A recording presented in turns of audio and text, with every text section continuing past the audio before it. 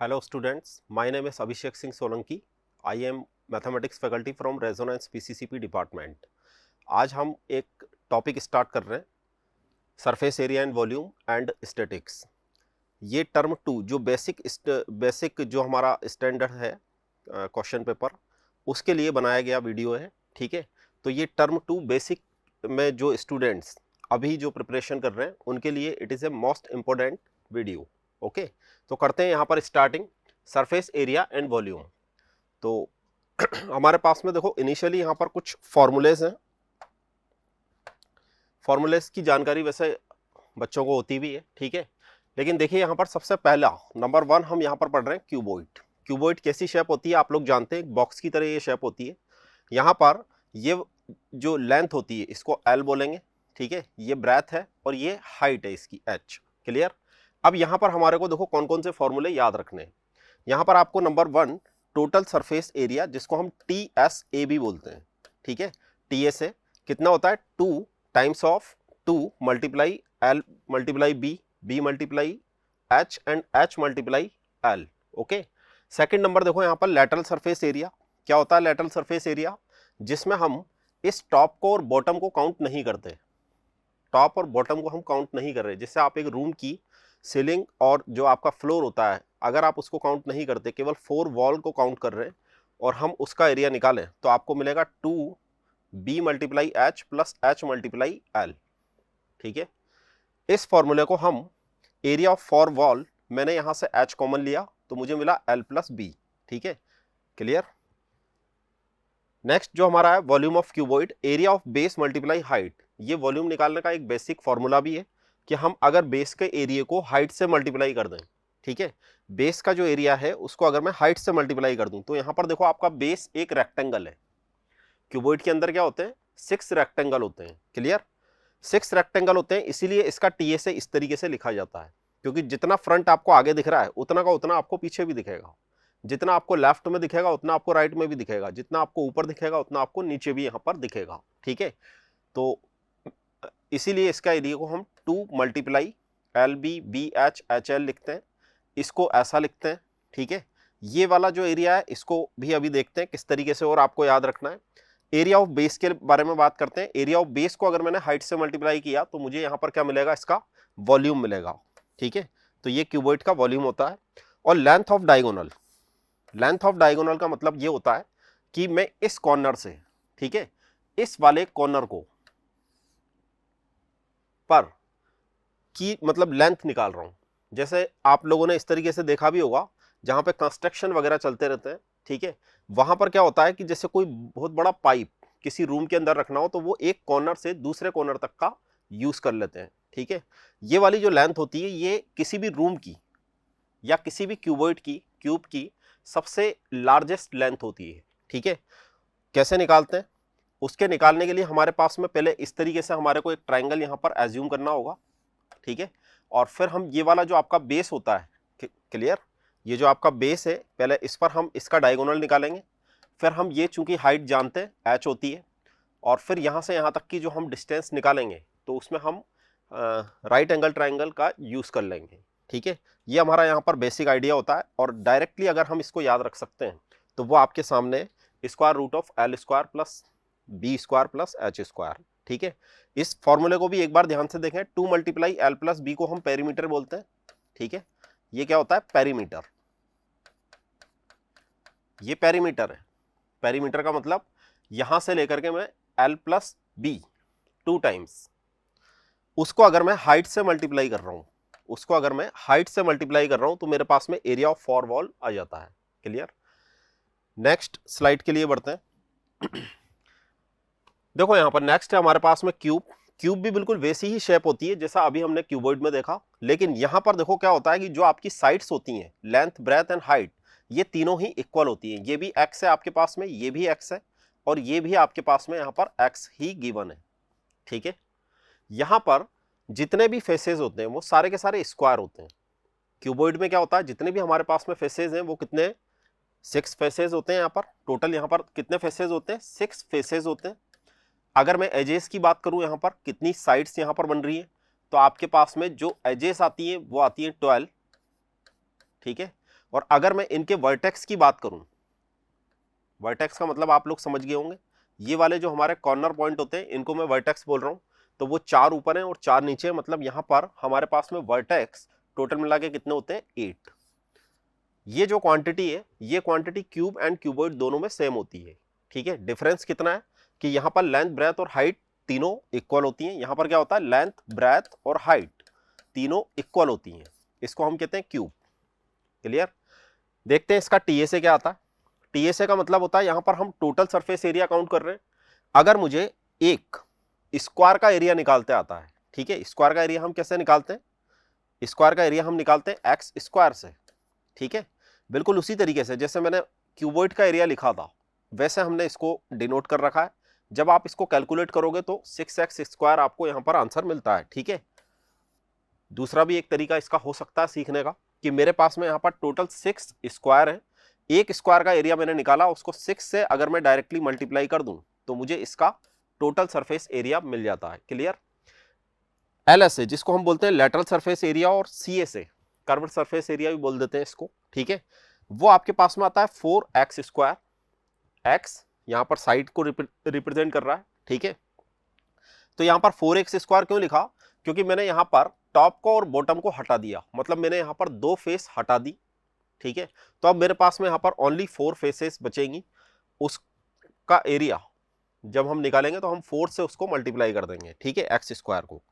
Volume देखिए इसका, यहां पर देखो वॉल्यूम क्या आता है, area of base multiply height, ये एक बेसिक फॉर्मूला है। तो अगर मैं यहां पर स्क्वायर का एरिया निकाल रहा हूं तो एक्स स्क्वायर मिलेगा, और अगर मैं इसकी हाइट का मेजरमेंट कर रहा हूं, ठीक है, अगर आप इसकी हाइट का मेजरमेंट करेंगे तो भी क्या आएगा, एक्स आएगा। ऑल ओवर आपके पास में यहां पर देखो क्या आया, एक्स क्यूब आया। क्लियर। आगे देखते हैं, यहां पर लेंथ ऑफ डायगोनल की बात कर रहे हैं। लेंथ ऑफ डायगोनल आपके पास में होती है √3x। याद रखने का सबसे आसान तरीका होता है कि अभी हमने क्यूबॉइड के अंदर square root of L square plus B square plus H square ऐसा लिखा था। अगर मैं आपको बोलता हूं कि एल बी एच को आप एक्स से डिनोट कर दें, ठीक है, तो जैसे मैं यहां पर एक्स से इसको डिनोट करूंगा तो ये एक्स स्क्वायर मिल करके 3x स्क्वायर बनेगा। तो √3 तो रह गया अंदर और x चला गया बाहर, ठीक है। तो इस तरीके से भी हम इसको याद रख सकते हैं। यहां तक क्लियर। नेक्स्ट आगे बढ़ते हैं। आगे देखो यहां पर सिलेंडर। तो सिलेंडर एक कैसी शेप होती है आप लोग जानते हैं, ठीक है। अगर मैं एक पेपर लूं और पेपर को इस तरीके से मोड़ दूं, ठीक है, तो वो एक सिलेंड्रिकल शेप बन जाएगी।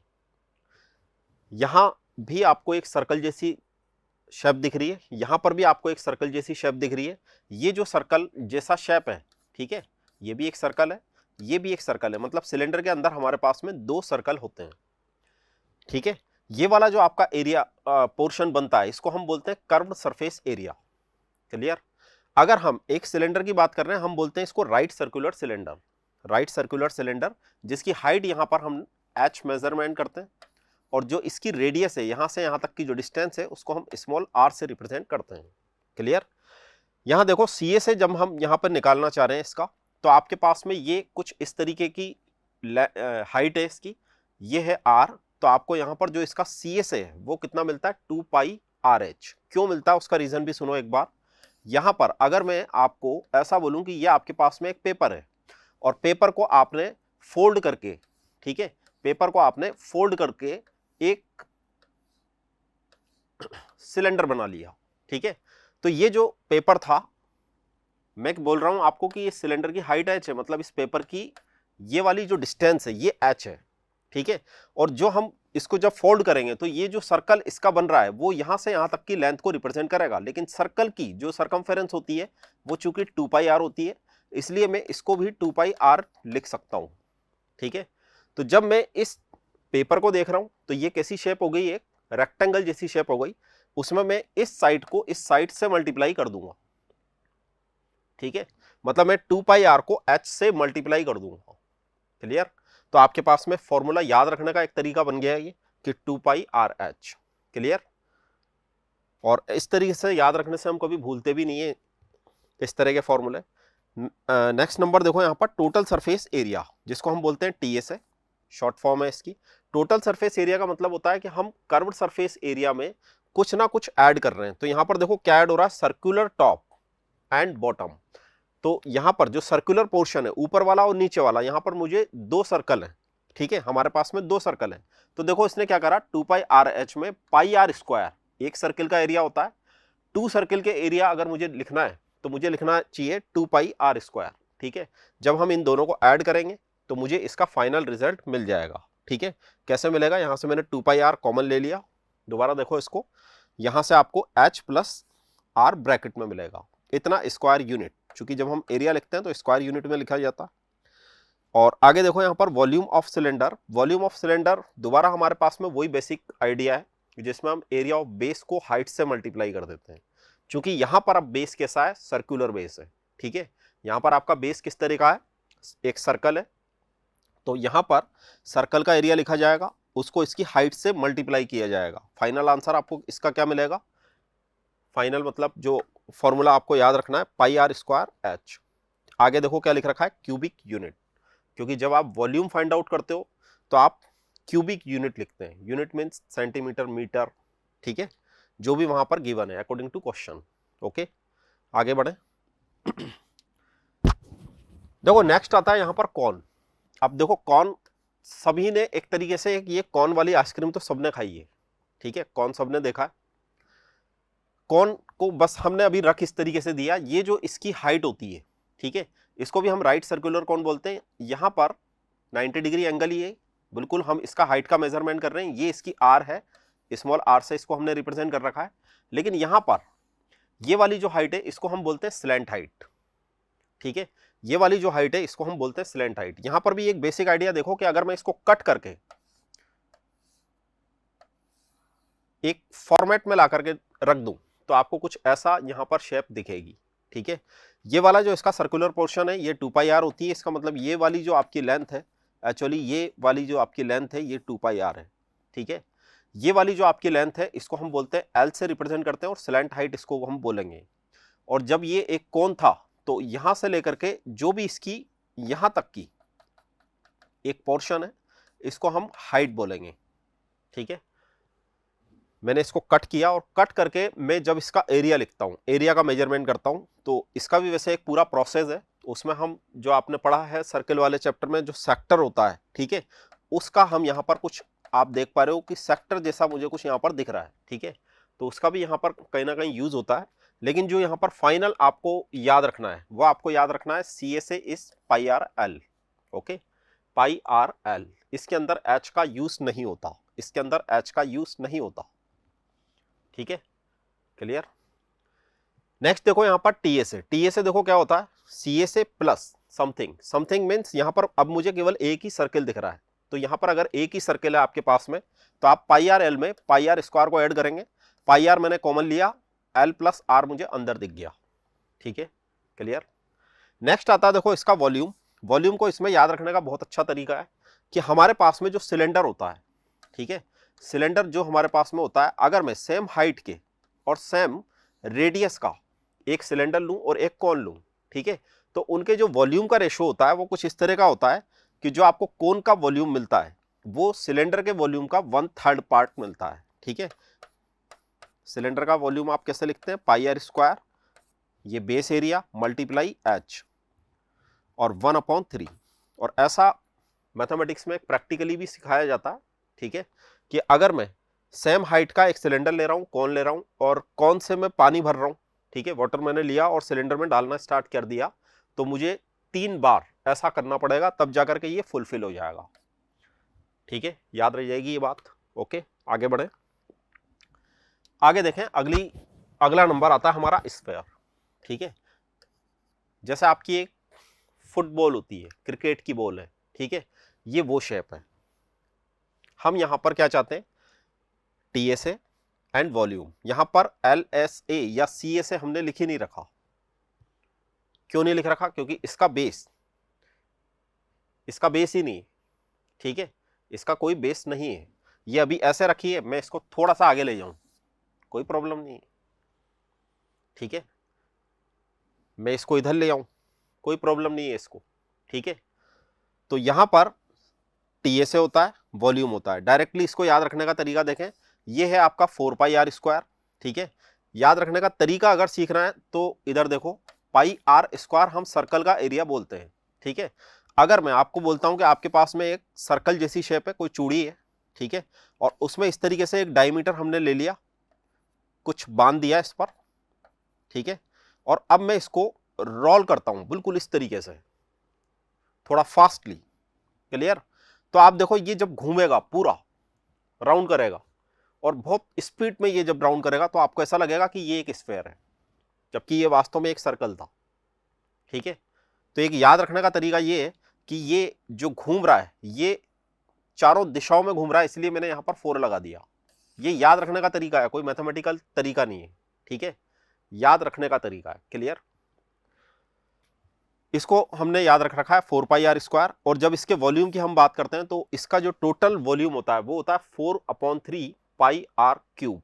कितना लिख रखा है यहां पर, pi R cube, 4/3 pi R cube, where R is a radius. यहां पर आर किसको रिप्रेजेंट कर रहा है, रेडियस को रिप्रेजेंट कर रहा है। आप कहीं से भी इसका मेजरमेंट करें सेंटर से, ठीक है, सेम ही आएगा, क्लियर।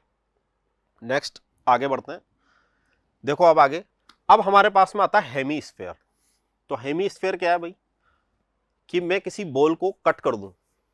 अब बॉल को कट करना तो अच्छा नहीं है, तो ज्यादा बेस्ट एग्जांपल होता है कि आपके पास में, आप नींबू तो कट करते ही हैं सब जने, ठीक है, यहां पर कुछ बीज होते हैं नींबू के अंदर, तो ये आपके पास में हेमी स्फेयर है, क्लियर।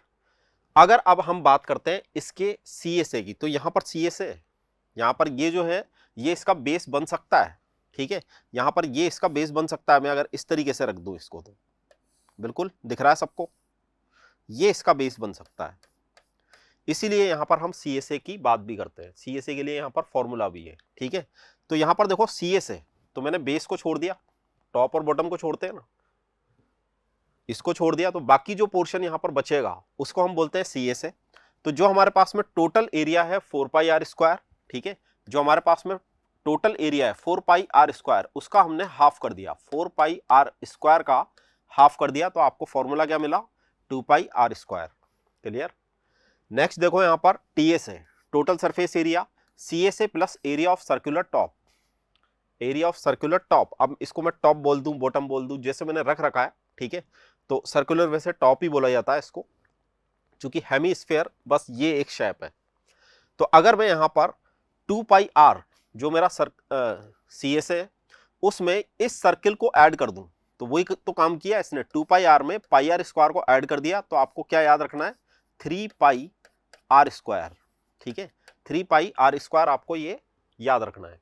किसका होता है ये, हेमीस्फेयर का टोटल सरफेस एरिया होता है, ठीक है, क्लियर।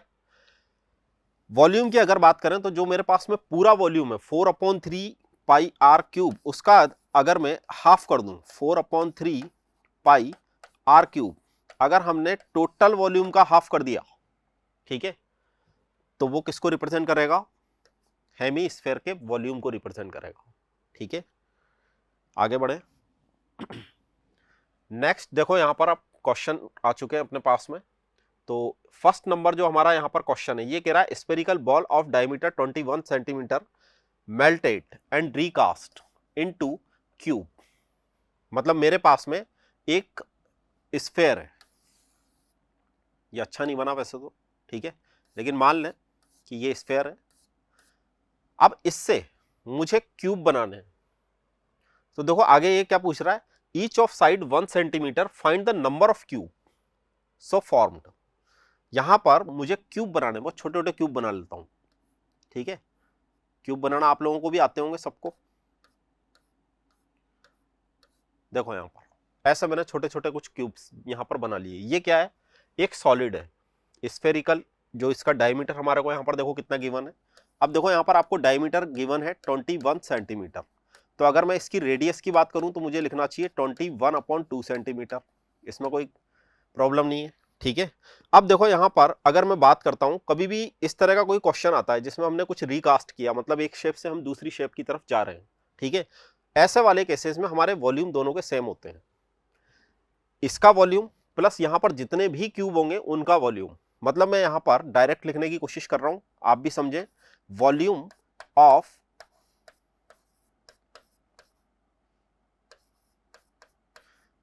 स्फीयर ठीक है, इक्वल वॉल्यूम ऑफ क्यूब,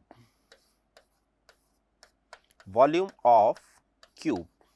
लेकिन यहां पर कोई एक क्यूब थोड़ी है, तो मुझे यही तो बताना है कि नंबर ऑफ क्यूब्स यहां पर कितने हैं। ठीक है, तो देखो यहां पर वॉल्यूम ऑफ क्यूब को मैंने n से मल्टीप्लाई कर दिया, मतलब n क्यूब है यहां पर। ठीक है, अब यहां पर देखो क्या क्या इंफॉर्मेशन गिवन है। जो आपके पास में क्यूब की साइड है, क्यूब की जो साइड है वो मेरे पास में कितनी है, 1 सेंटीमीटर है। ठीक है, जो मेरे पास में स्फीयर की रेडियस है वो मेरे पास में कितनी है, 21/2 है। ठीक है, तो मैं इन दोनों के वॉल्यूम को इक्वल कर रहा हूं। अगर मैं इसका वॉल्यूम लिखूंगा, अभी थोड़ी देर पहले हमने देखा है 4/3 पाई r क्यूब लिखेंगे। अगर हम क्यूब का वॉल्यूम लिखेंगे, ठीक है, क्यूब का वॉल्यूम लिखेंगे मतलब जो उसकी साइड होती है उसका क्यूब कर दूं, जो उसकी साइड होती है उसका क्यूब कर दूं, पावर 3 लगा दूं। ठीक है, तो ये तो है 1, ये है 21/2, तो इसको कैलकुलेट करते हैं। यहां पर आपको मिलेगा देखो 44/3 पाई, और ये है मेरे पास में 21/2 होल स्क्वायर, और यहां पर मुझे मिलेगा 1 क्यूब। तो 1 क्यूब तो 1 ही होगा। इसका मतलब हम यहां से n कैलकुलेट कर पा रहे हैं डायरेक्ट। ठीक है, सिंपल है क्वेश्चन। देखो यहां पर अब मैं सारी वैल्यूज पुट कर रहा हूं, तो आपको यहां पर मिलेगा 22/7, और ये मिलेगा 21/2, 21/2। अच्छा, मैंने स्क्वायर लगा दिया, यहाँ पर क्यूब आता है यहाँ पर। ठीक है, 21/2।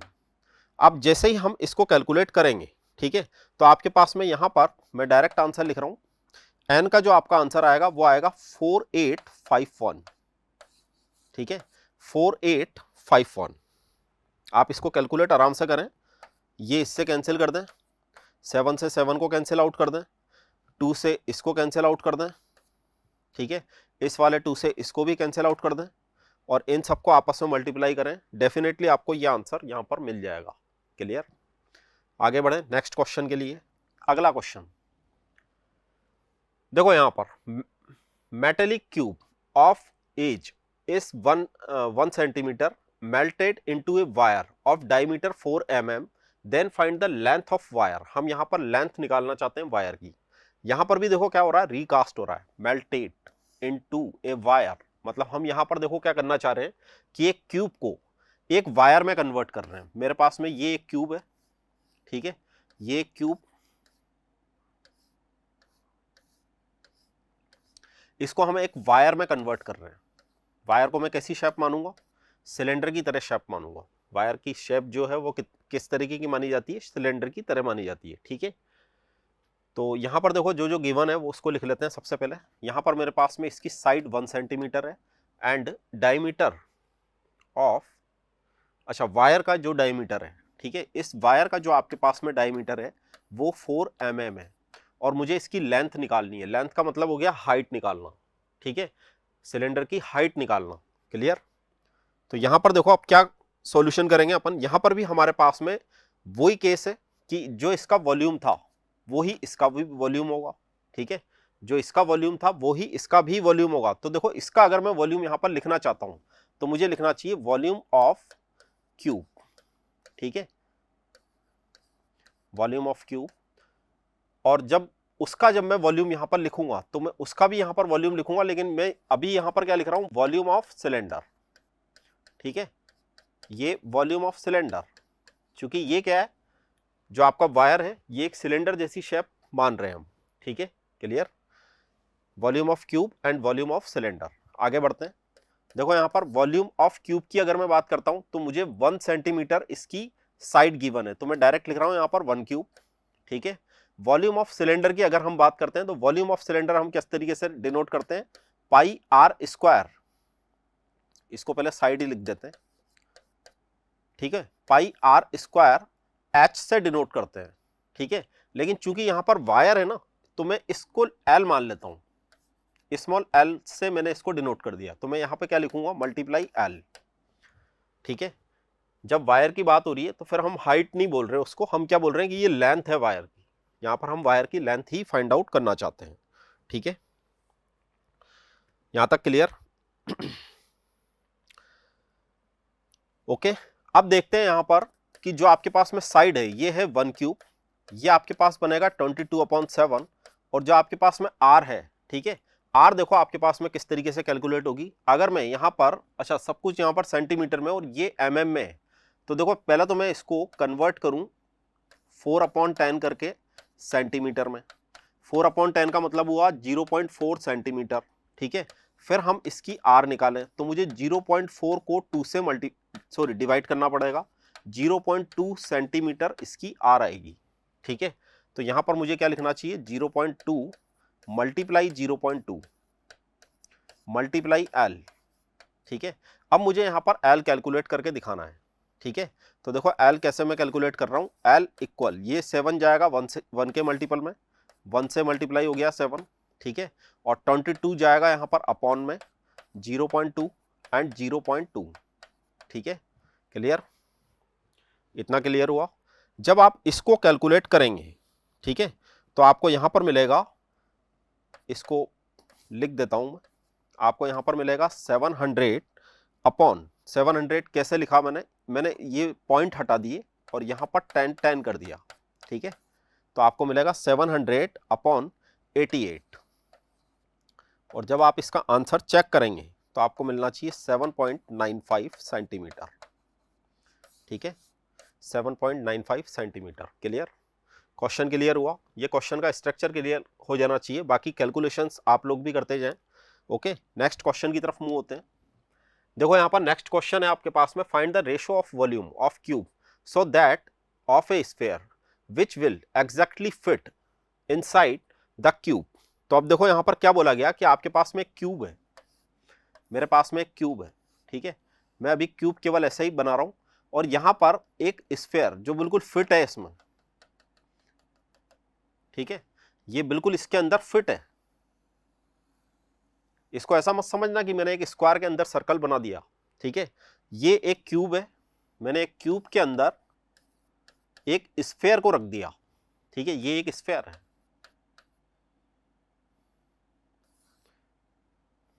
ये एक स्फीयर है, ये एक क्यूब है, ठीक है। हम यहां पर देखो क्या चाहते हैं, अब यहां पर आपको क्या डाटा गिवन है, कुछ भी डाटा गिवन नहीं है, आपको यहां पर इसके वॉल्यूम का रेशो बताना है, ठीक है, वॉल्यूम का रेशो बताना है। तो मैं ऐसा मान रहा हूं कि ये जो आपका क्यूब है इसकी साइड स्मॉल ए है, तो अगर इसकी साइड स्मॉल ए होगी तो जो आपका स्फीयर बनेगा, ठीक है, मैं यहां पर लिख भी रहा हूं, साइड को हम स्मॉल ए ले रहे हैं, साइड मतलब क्यूब की साइड, ठीक है।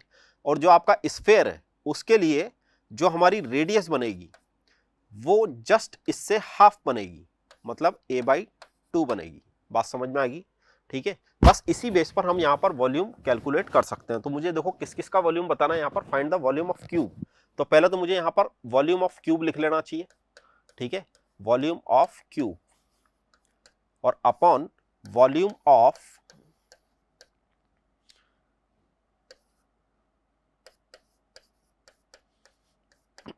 ऐसा लिख लेना चाहिए, ठीक है।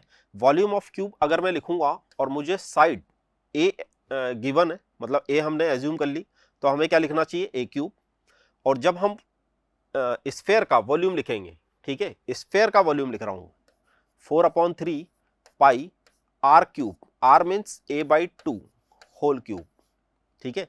इसको एक बार कैलकुलेट करके देखें तो आपके पास में ए क्यूब बनेगा 4/3 पाई, यहां बनेगा ए क्यूब, यहां बनेगा 8। क्लियर, ए क्यूब से मैं ए क्यूब को कैंसिल आउट कर रहा हूं, यहां पर देखो 3 और 8 इसके डिनोमिनेटर में जो ऊपर चले गए, ठीक है। यहां बचेगा आपके पास में 4 मल्टीप्लाई पाई, 4 से आप इसको कैंसिल आउट कर दें तो आपके पास में 6/पाई, ये आपका फाइनल आंसर हो जाना चाहिए अगर मैं इसको पाई की फॉर्मेट में देना चाहता हूं तो, ठीक है। 6/पाई इज ए राइट आंसर। इन दोनों का जो वॉल्यूम का रेशो होगा वो कितना होगा, 6:पाई होगा, ठीक है, 6:पाई। अब आप पाई की अगर वैल्यू 22/7 पुट कर दें तो आपको और कैलकुलेशन होकर के आंसर मिलेगा, ठीक है। आगे बढ़े, नेक्स्ट क्वेश्चन देखें यहां पर, ए स्फीयर ऑफ डायमीटर। अब यहां पर देखो जो आपके पास में कुछ इस तरीके से बोला गया है, the sphere of diameter 12 centimetre. एक स्फीयर है जिसका डायमीटर आपको यहां पर गिवन है, is dropped into A right circular cylinder vessel. एक राइट सर्कुलर सिलेंडर है, partly filled with water in the sphere is completely submerged in water, the water level in cylinder vessel rises by this centimetre. देखो question को समझो। सबसे पहले यहां पर आपके पास में एक सिलेंडर है, ठीक है, इसमें सिलेंड्रिकल वेसल, एक बर्तन है सिलेंडर की तरह। सपोज इसमें यहां तक का वाटर है, ये एक वाटर लेवल मैंने ले लिया यहां पर, ठीक है। अब यहां पर देखो ये क्या बोलना चाह रहा है कि ये जो आपके पास में सिलेंडर है, सॉरी इस अच्छा स्फेयर का डायमीटर है इतना, और सिलेंड्रिकल वेसल, और फिर इसके बाद में इसने आपको बोला ठीक है। तो इसके अंदर अब हम एक स्फेयर, मतलब एक बोल डाल दी मैंने इसके अंदर। तो ये जो आपका वाटर लेवल है, ठीक है, ये यहां से कहीं हो सकता है यहां पर पहुंच जाए। इसको मैं H1 बोल दूं, इसको मैं H2 बोल दूं, ठीक है। ये जो वाटर लेवल राइज हुआ वो कितना हुआ यहां से यहां तक ये यहां से यहां तक हुआ आपके पास 3 और 5/9 सेंटीमीटर, ठीक है, 3 और 5/9 सेंटीमीटर। क्लियर। और यहां पर अब देखो, तो जो आपके पास में 3 और 9 इसको हम डेल्टा H बोल देते हैं थोड़ी देर के लिए। ये जो आपके पास में हाइट बनेगी, ठीक है, ये जो राइज होगा वाटर, जो वाटर लेवल जो ऊपर जाएगा, ये आपके पास में 3 और 5/9 सेंटीमीटर। इसको अगर मैं कन्वर्ट करूं तो मुझे मिलेगा 32/9 सेंटीमीटर, ठीक है। मैंने इसको मिक्स्ड फ्रैक्शन से एक सिंपल फ्रैक्शन में यहां पर कन्वर्ट कर लिया। ओके, यहां तक क्वेश्चन क्लियर। अब देखो यहां पर volume of water rise in cylinder is equal to volume of sphere होना चाहिए। वॉल्यूम ऑफ वाटर, ठीक है, मतलब यहां से लेकर के यहां तक का जो एक वॉल्यूम बनेगा, ठीक है, यहां से लेकर के यहां तक का, इसको अपन चाहे तो एक अलग कलर से मेंशन कर दें। यहां से लेकर के यहां तक का जो वॉल्यूम बनेगा, उतना ही वॉल्यूम इस स्फेयर का भी होना चाहिए, ठीक है। यहां पर यही बेसिक आइडिया है, ठीक है, यहां पर यही हमारा बेसिक आइडिया है। तो ये वाला जो शेप है आपके पास में, ये एक सिलेंड्रिकल शेप है, ठीक है। इस सिलेंड्रिकल शेप की हाइट तो मुझे पता है, हाइट तो मुझे पता लग चुकी है, 32/9 है। इसकी हाइट है 32/9, लेकिन मुझे इसकी रेडियस पता नहीं है, ठीक है। मुझे यहाँ पर find the diameter of cylindrical vessel, मुझे इस सिलेंडर की रेडियस ही फाइंड आउट करनी है। तो मैं ऐसा एज्यूम कर रहा हूँ कि इसकी रेडियस कैपिटल R है, ठीक है। अब मैं स्फेयर के लिए लिख रहा हूँ, यहाँ पर ध्यान से पढ़ लो इसको। ये जो आपका स्फेयर है, ठीक है,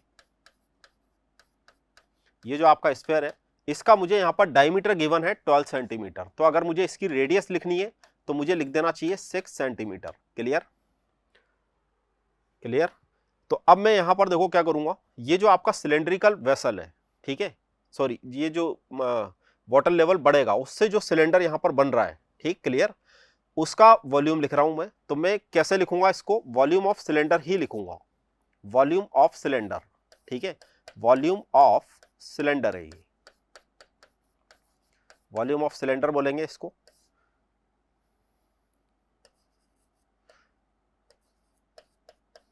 ऐसा लिख लेते हैं समझने के लिए, ठीक है। ये किसके इक्विवेलेंट होगा, वॉल्यूम ऑफ स्फेयर के इक्विवेलेंट होगा। क्लियर, ये किसके इक्विवेलेंट होगा, वॉल्यूम ऑफ स्फेयर के इक्विवेलेंट होगा। तो यहां पर जब मैं इसका वॉल्यूम लिख रहा हूंगा तो मुझे एक सिलेंडर का वॉल्यूम याद आएगा, और मैं यहां पर लिख पाऊंगा पाई R² मल्टीप्लाई H। R मैंने इसकी कैपिटल मानी है, H मैंने इसका डेल्टा H माना है, ठीक है। यहां पर देखो, यहां पर हम क्या कैलकुलेशन करेंगे, यहां पर हमारे को लिखना चाहिए 4/3 पाई R³। R यहां पर मेरे पास में 6 है। कैलकुलेशन समझ में आ चुकी है, ठीक है। बस यही हमारा यहां पर बेसिक आइडिया है। यहां पर आप पाई से पाई को कैंसिल आउट कर सकते हैं। डेल्टा H की जगह पर मैं क्या पुट कर सकता हूं, यहां पर 32/9, ठीक है, 32/9 यहां पर पुट कर दें। यहां आपको मिलेगा 4/3 और 6 × 6 क्लियर। और R² जब आप यहां पर कैलकुलेट करेंगे, ठीक है, R² जब हम इस क्वेश्चन के अंदर कैलकुलेट करेंगे तो वो आपको यहां पर मिलेगा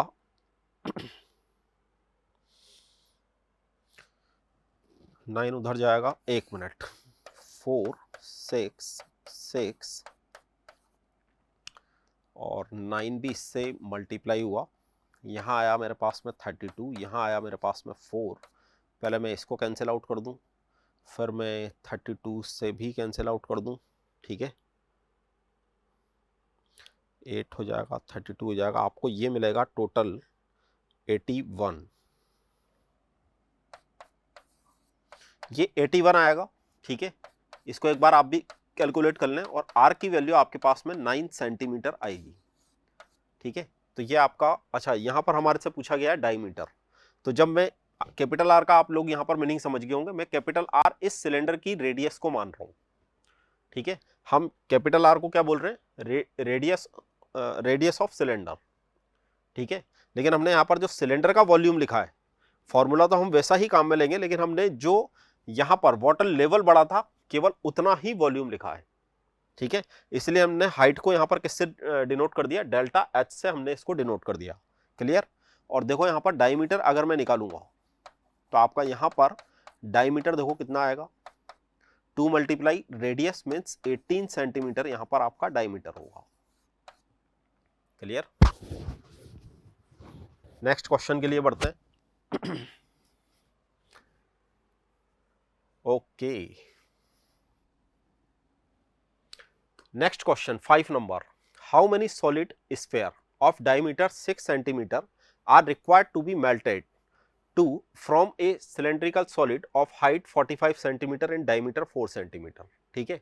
ये आपको पूछना चाह रहा है how many solid sphere of diameter, जिसका डायमीटर कितना है 6 सेंटीमीटर है, are required to melted from a cylindrical solid of height, जिसकी एक सिलेंड्रिकल सॉलिड, ठीक है, मतलब एक सिलेंडर है जिसकी हाइट आपको 45 सेंटीमीटर गिवन है और डायमीटर आपको 4 सेंटीमीटर यहाँ पर गिवन है, ठीक है, क्लियर।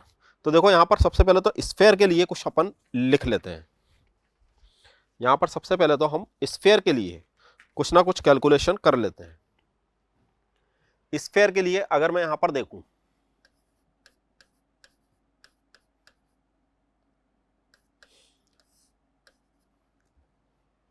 यहाँ पर एक तो स्फीयर है अपने पास में और एक अपने पास में सिलेंडर है, ठीक है।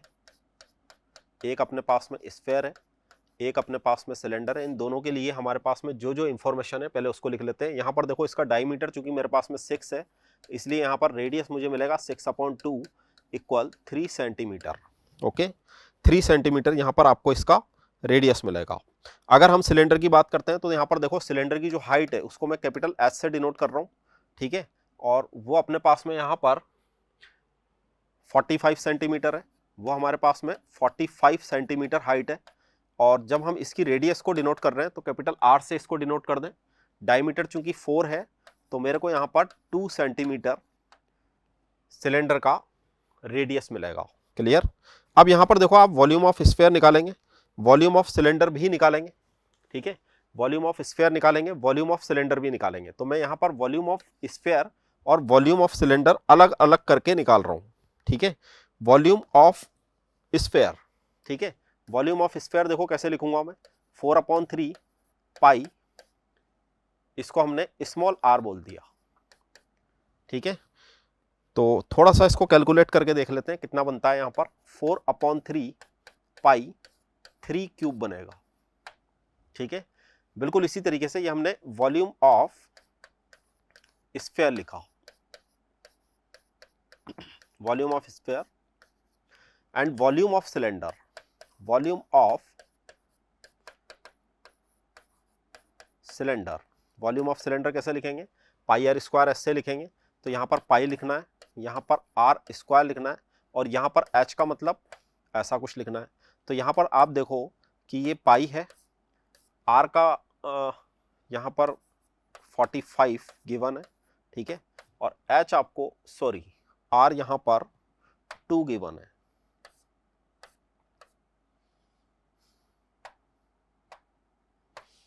आर यहाँ पर 2 गिवन है और ये आपके पास में 45 गिवन है, क्लियर। इतना करने के बाद में हम यहाँ पर number of solid sphere find out करना चाहते हैं, ठीक है। यहाँ पर हम number of solid sphere find out करना चाहते हैं जो इससे बनेंगे, ठीक है, नंबर ऑफ सॉलिड स्फेयर। तो यहां पर देखो क्या बोलना चाह रहा है, पहले इस पूरे कंसेप्ट को सीख लो। हाउ मेनी सॉलिड स्फेयर, यहां पर कितने सॉलिड स्फेयर बनेंगे कि हम मेल्ट कर रहे हैं, किससे, एक सिलेंडर से, ठीक है, स्फेयर बनाने की कोशिश कर रहे हैं। मतलब मुझे यहां पर पहले इन दोनों का वॉल्यूम लिख लेना चाहिए। अब मेरे पास में यहां पर सपोज एक एक स्फेयर का वॉल्यूम कुछ इतना आता है, ठीक है, और मुझे नंबर ऑफ सॉलिड स्फेयर यहां पर फाइंड आउट करने हैं, तो मुझे इस पूरे वॉल्यूम से इसको डिवाइड कर देना चाहिए। क्लियर, वॉल्यूम ऑफ सिलेंडर को वॉल्यूम ऑफ स्फेयर से डिवाइड कर देना चाहिए। तो वॉल्यूम ऑफ सिलेंडर है मेरे पास में पाई 2 स्क्वायर मल्टीप्लाई 45, और ये है मेरे पास में 4/3 पाई 3 क्यूब। ठीक है, यहां तक क्लियर। ये आपको मिलेगा 180/36, ठीक है, 180 पाई अपॉन 36 पाई। क्लियर, और यहां पर आपको फाइनल आंसर मिलेगा 5। क्लियर हुआ, यहां पर हमारे पास में जो फाइनल आंसर आएगा वो कितना आएगा, 5 आएगा। क्लियर, मतलब यहां पर 5 स्फेयर ऐसे बनाए जा सकते हैं, बनेंगे। अगले क्वेश्चन की तरफ मूव होते हैं। देखो नेक्स्ट क्वेश्चन है, medicine capsule is in the shape of cylinder. एक मेडिसिन कैप्सूल है, कैप्सूल सबने देखा है। अब जैसा यहां पर बोला गया वैसा मैं बना रहा हूं, एक मेडिसिन कैप्सूल जिसका डायमीटर देखो आपको यहां पर कितना गिवन है, 0.5, ठीक है, उसका डायमीटर आपके पास में 0.5 है, मतलब यहां से लेकर के यहां तक की ये जो लेंथ है, ठीक है, विथ 2 हेमीस्फेयर। 2 हेमीस्फेयर मैंने पहले बना दिया डायग्राम, ठीक है। यहां पर एक कैप्सूल जैसी शेप बना दी हमने, जिसके अंदर एक तो सिलेंडर है, ये सिलेंडर बीच वाला पोर्शन है, ठीक है, यहां पर कुछ हेमीस्फेरिकल शेप साथ में, ठीक है। ये जो हेमीस्फेरिकल शेप है, इसकी रेडियस, ठीक है, और इस सिलेंडर की रेडियस सेम होना चाहिए। क्लियर, यहां पर देखो लेकिन क्या गिवन है, डायमीटर गिवन है। तो अगर कभी डायमीटर गिवन होता है, कितना गिवन है, 0.5, तो हम उसकी रेडियस निकाल सकते हैं, ठीक है, रेडियस निकाल सकते हैं 0.25, ये बनेगा इसकी रेडियस। आगे देखो ये क्या बोलता है, the length of entire capsule is 2 centimetre. जो 2 सेंटीमीटर इसकी टोटल लेंथ है। तो अगर टोटल लेंथ है और इसके दोनों साइड पर, दोनों एंड पर हेमीस्फेयर है, तो हेमीस्फेयर वाली जो लेंथ है आपकी, यहां से लेकर के यहां तक और यहां से लेकर के यहां तक, ठीक है, रेडियस देखो इसकी कितनी है, 0.25, मतलब इधर का 0.25 और इधर का 0.25, इस पूरे में से माइनस कर देना चाहिए मुझे, अगर मुझे इस सिलेंडर की लेंथ चाहिए। तो यहां पर जो हम बात कर रहे हैं सिलेंडर की लेंथ की, ठीक है, मैं उसको यहां पर चाहूं तो आप इसको समझने के लिए एल से रिप्रेजेंट कर लें। कैसे निकाला हमने, टोटल में से उधर वाला और इधर वाला दोनों साइड, जो दोनों एंड थे वो वाले पोर्शन को माइनस कर दिया, ठीक है। तो मैं इसमें से माइनस कर रहा हूं, किसको माइनस कर रहा हूं, 2 टाइम्स ऑफ 0.25 को। तो ज्यादा दिमाग लगाने की जरूरत नहीं है, आप टोटल डायमीटर को ही माइनस वहां पर कर रहे हो, मतलब 2 में से आप 0.5 को माइनस कर रहे हो, तो आपको मिलेगा 1.5 सेंटीमीटर। ठीक है, यहां तक क्वेश्चन हुआ क्लियर। अब देखो यहां पर कैपेसिटी ऑफ कैप्सूल निकालने के लिए, ठीक है, यही निकालना हमारे को, कैपेसिटी ऑफ कैप्सूल। कैपेसिटी का मतलब होता है वॉल्यूम, मतलब हम यहां पर वॉल्यूम निकालना चाहते हैं। लेकिन ये जो कैप्सूल है ये 2 शेप से मिलकर के बन रहा है। कौन कौन सी शेप है, एक तो इसमें सिलेंडर है, ठीक है, तो मुझे यहां पर क्या लिखना चाहिए, volume of cylinder, volume of cylinder, और प्लस करना चाहिए मुझे इसको वॉल्यूम ऑफ हेमीस्फेयर से। ठीक है, किससे प्लस करेंगे, वॉल्यूम ऑफ हेमीस्फेयर से हम इसको प्लस करेंगे। तो देखो वॉल्यूम ऑफ सिलेंडर आपके पास में क्या बनता है, पाई आर स्क्वायर एच, और वॉल्यूम ऑफ हेमीस्फेयर कितना बनता है, हेमीस्फेयर का वॉल्यूम पढ़ा था हमने, जो टोटल स्फेयर होता है उसका आप हाफ कर दें तो आपको मिलता है यहाँ पर 2/3 पाई आर क्यूब। चूंकि मैंने आर और आर का यूज किया यहाँ पर, ठीक है, क्यों करा आर और आर का यूज, क्योंकि इसकी आर और हेमीस्फेयर की आर, मतलब सिलेंडर और हेमीस्फेयर की जो रेडियस है वो दोनों के दोनों क्या रहेंगी, सेम रहेंगी। ठीक है, क्लियर यहां तक। यहां पर आप चाहें तो पाई को कॉमन ले सकते हैं, ठीक है, पाई को कॉमन ले लें, पाई को कॉमन ले लें, और आर की भी यहां पर वैल्यू को अपन पुट कर देते हैं। तो ये आपके पास बनेगा 0.25 स्क्वायर मल्टीप्लाई h मेरे पास में यहाँ पर देखो लेंथ के इक्वलेंट है, मतलब मुझे 1.5 से मल्टीप्लाई करना है, फिर यहाँ पे लिखना है 2/3 और यहाँ पे मुझे लिखना है 2.5 होल क्यूब। ठीक है, अब ये कुछ छोटी कैलकुलेशन है, ठीक है, इसका भी स्क्वायर करो, फिर मल्टीप्लाई करो, इनका भी क्यूब करें, फिर इनको आपस में मल्टीप्लाई करें अगेन, फिर इसको ऐड करें, तो आपको यहाँ पर जो एक रिजल्ट मिल रहा है, ठीक है, पाई को मैं 22/7 ही लिख देते हैं इसको। देखो यहाँ पर इसको हम 22/7 लिख रहे हैं, ठीक है। यहां से यहां तक की जो आपकी कैलकुलेशन है वो आपको आंसर देती है 0.09375। ठीक है, ये वाली जो कैलकुलेशन है ये आपको आंसर देती है 0.0208। क्लियर, और आपको यहां पर जो एक फाइनल आंसर मिलता है वो मिलेगा, सॉरी यहां पे लिख देता हूं 0.36, ठीक है, सेंटीमीटर क्यूब। क्या निकाल रहे थे हम? वॉल्यूम। क्लियर, और आगे बढ़ते हैं नेक्स्ट क्वेश्चन के लिए। आगे देखो, नेक्स्ट जो आपका क्वेश्चन है, well of diameter 2 metre is dug 14 metre deep, the soil taken out, मतलब एक वॉल जो एक सिलेंडर की तरह होगा, ठीक है, it is separate evenly all around it to the width of 5 metre to from an embankment. Embankment का मतलब होता है कि जो आपके कुएं के ऊपर, ठीक है, ऐसी एक शेप बनी होती है, आपने देखा होगा, ठीक है, अलग अलग भाषा में उसको अलग अलग कुछ बोलते होंगे।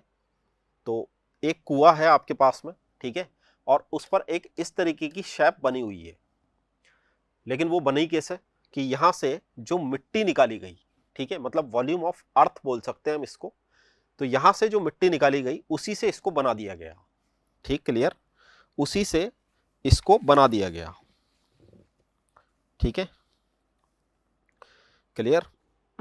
अब देखो यहां पर आपको क्या क्या इंफॉर्मेशन गिवन है। तो यहां पर आपको गिवन है कि ये जो, सॉरी डायमीटर है, ये भी डायमीटर आपके पास में 2, मतलब 2/2 मीन्स 1 मीटर। ठीक है, 1 मीटर यहां पर आपकी इस सिलेंड्रिकल जो शेप है इसकी रेडियस बनेगी। इसके अलावा आपको यहां पर सेकंड इंफॉर्मेशन गिवन है कि इसकी जो हाइट है वो है 14 सेंटीमीटर, सॉरी 14 मीटर, ये इसकी हाइट है। और फिर यहां से हमने around to 5 metre from embankment, मतलब ये वाला जो आपको विड्थ गिवन है ये आपको गिवन है 5 मीटर। ठीक है, ये वाला जो आपको यहां पर विड्थ गिवन है ये कितना गिवन है? 5 मीटर। अब ये वाला जो एम्बैंकमेंट यहां पर बनाया गया है इसको भी एक बार ध्यान से यहां पर समझने की कोशिश करो कि ये भी एक सिलेंडर जैसी ही शेप होगी,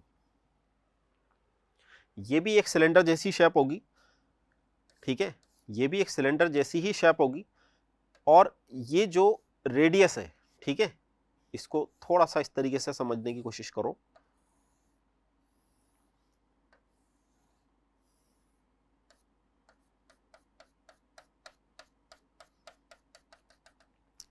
ये जो रेडियस है ये रेडियस तो आपकी सिलेंडर की रेडियस कहलाएगी, लेकिन जब मैं बाहर तक की रेडियस को कैलकुलेट यहां पर करूंगा, ठीक है, एम्बैंकमेंट के लिए जब हम बाहर तक की रेडियस को कैलकुलेट करेंगे तो ये जो इसकी विड्थ है ये इस रेडियस में ऐड हो जाएगी। ठीक है, ये इस रेडियस में ऐड हो जाएगी बाहर तक की। ठीक है, मुझे इसका भी एरिया निकालना है, मतलब मुझे एक तरीके से रिंग का एरिया निकालना, area of ring, area of ring, उसका भी हम यहां पर यूज कर सकते हैं। ठीक है, आपको एक इंटरनल रेडियस पता होनी चाहिए, एक आउटर रेडियस पता होनी चाहिए। ठीक है, तो देखो क्वेश्चन करने का यहां पर तरीका क्या है। सबसे पहला काम देखो यहां पर क्या करें, हम वॉल्यूम ऑफ अर्थ निकालें, मतलब वॉल्यूम ऑफ सिलेंडर निकालें। ठीक है, अर्थ का मतलब जो मिट्टी वहां से निकाली गई। ठीक है, तो उसके लिए हम यहां पर पाई r² h का ही यूज करेंगे। पाई आर स्क्वायर एच का अगर मैं यहाँ पर यूज करूं तो मुझे पाई लिखना है। आर देखो यहाँ पर आपकी कितनी है, 1 ही है, और एच देखो यहाँ पर आपका कितना है, 14 है। तो वास्तव में तो हमारे को यहाँ पर 14 पाई मीटर क्यूब ऐसा यहाँ पर हमारे को कुछ मिल गया। ठीक है, फिर यहाँ पर मैं वॉल्यूम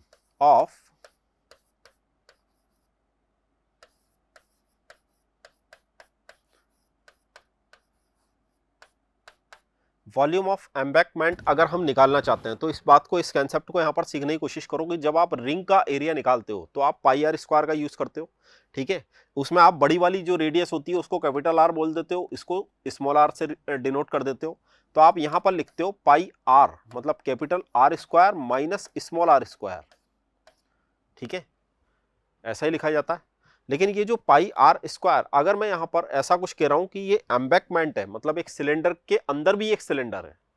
ठीक है, एक सिलेंडर के अंदर भी एक सिलेंडर है, तो ऐसे वाले केस में मुझे यहाँ पर जब एम्बैंकमेंट का एरिया लिखना है तो मुझे सिलेंडर के बेस पे लिखना पड़ता है पाई आर स्क्वायर। लेकिन यहाँ पर आर, 2 आर है अपने पास में, तो एक आर है आपके पास में कैपिटल बड़ी वाली आर, ठीक है, एक आर है आपके पास में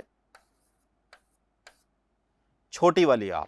ठीक है, और इसको हम किससे मल्टीप्लाई करेंगे, हाइट से मल्टीप्लाई करेंगे। किसकी हाइट से मल्टीप्लाई करेंगे, एम्बैंकमेंट की हाइट से मल्टीप्लाई करेंगे। ठीक है, इतना समझ में आ जाएगा। ई एम बी लिख दिया मैंने लास्ट में। ठीक है, ये हमारा यहां पर कंसेप्ट रहेगा इस क्वेश्चन को करने का। अब देखो यहां पर कैपिटल आर को पहले कैलकुलेट कर लेते हैं। यहां मैं अलग से कैपिटल आर आपको कैलकुलेट करके दिखा रहा हूं। अगर मैं आपको ये बोलता हूं कि ये 1 है और ये वाला जो डिस्टेंस है, ठीक है, ये है 5 मीटर, ये जो विड्थ है ये है 5 मीटर की। ठीक है, तो अगर मुझे आउटर रेडियस की जरूरत पड़ती है तो फिर मुझे 1 में 5 ऐड करना चाहिए। कितना मिलेगा, 6 मिलेगा। क्लियर, 1 में 5 ऐड करना चाहिए। मतलब देखो यहां पर मुझे क्या मिल रहा है, पाई मिल रहा है, फिर यहां मुझे लिखना चाहिए 6 स्क्वायर माइनस 1 स्क्वायर, और यहां पर मैं हाइट को अभी कैपिटल एच से डिनोट कर देता हूं इसकी। ठीक है, यहां पर हमने हाइट को स्मॉल एच से डिनोट कर रखा है, यहां हम इसकी हाइट को कैपिटल एच से डिनोट कर रहे हैं। अब चूंकि इसका जो वॉल्यूम है वो एम्बैंकमेंट का वॉल्यूम बनेगा, चूंकि ये क्या क्या है, ये एक तरीके से वॉल्यूम ऑफ अर्थ है, जो वहां से मिट्टी निकाली गई उसका वॉल्यूम हमने यहां पर लिखा। ठीक है, और जो एम्बैंकमेंट बनाया वो भी उस मिट्टी का ही बनाया, इसलिए इसका और इसका दोनों का क्या होगा, यहां पर वॉल्यूम सेम होगा। यहां पर क्या होगा, वॉल्यूम सेम होगा। तो यहां पर जब वॉल्यूम सेम होगा, इसको भी एक बार कैलकुलेट कर लें, ये पाई बनेगा और कितना बन जाएगा, ये 6 माइनस 1 एंड 6 प्लस 1, तो 5 मल्टीप्लाई 7, ठीक है, और मल्टीप्लाई एच, तो कितना बन गया ये 35 पाई मल्टीप्लाई एच। क्लियर, कंसेप्ट आप लोगों को समझ में आ रहा होगा। ये मेरे पास में एक वॉल्यूम है, ये भी मेरे पास में एक वॉल्यूम है। ठीक है, अगर मैं यहां से कैपिटल एच को कैलकुलेट करना चाहता हूं तो मुझे यहां पर एच कैलकुलेट करता आता है, क्योंकि मैं इन दोनों को इक्वल करूंगा। जैसे ही मैं इक्वल करूंगा तो एच कैलकुलेट करने के लिए 35 अपॉन पाई, सॉरी 35 है, यहां पर दोबारा लिख लेते हैं,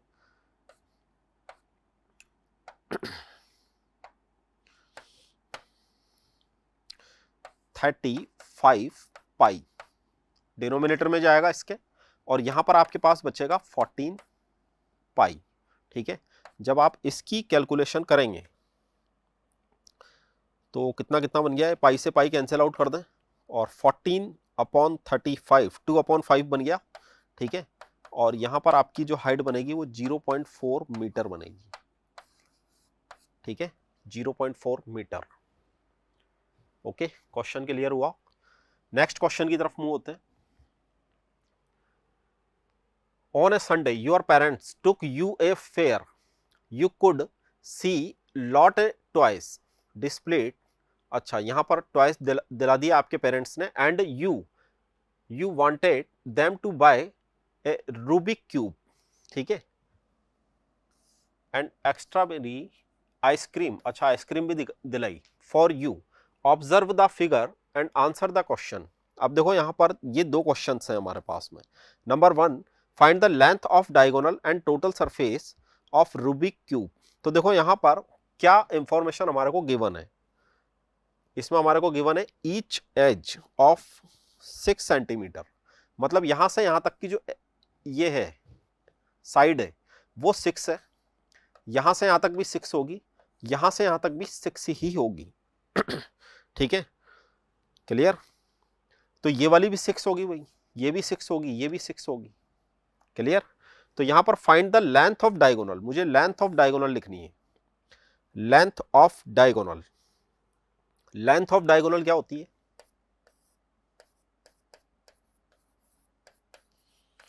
लेंथ ऑफ डायगोनल कितना होता है एक क्यूब के लिए? √3 मल्टीप्लाई साइड, साइड मतलब एज, ठीक है। तो यहां से मैं √3 मल्टीप्लाई, अगर मैं इसकी साइड को देख पा रहा हूं, 6 + 6 + 6 मीन्स 18, ठीक है।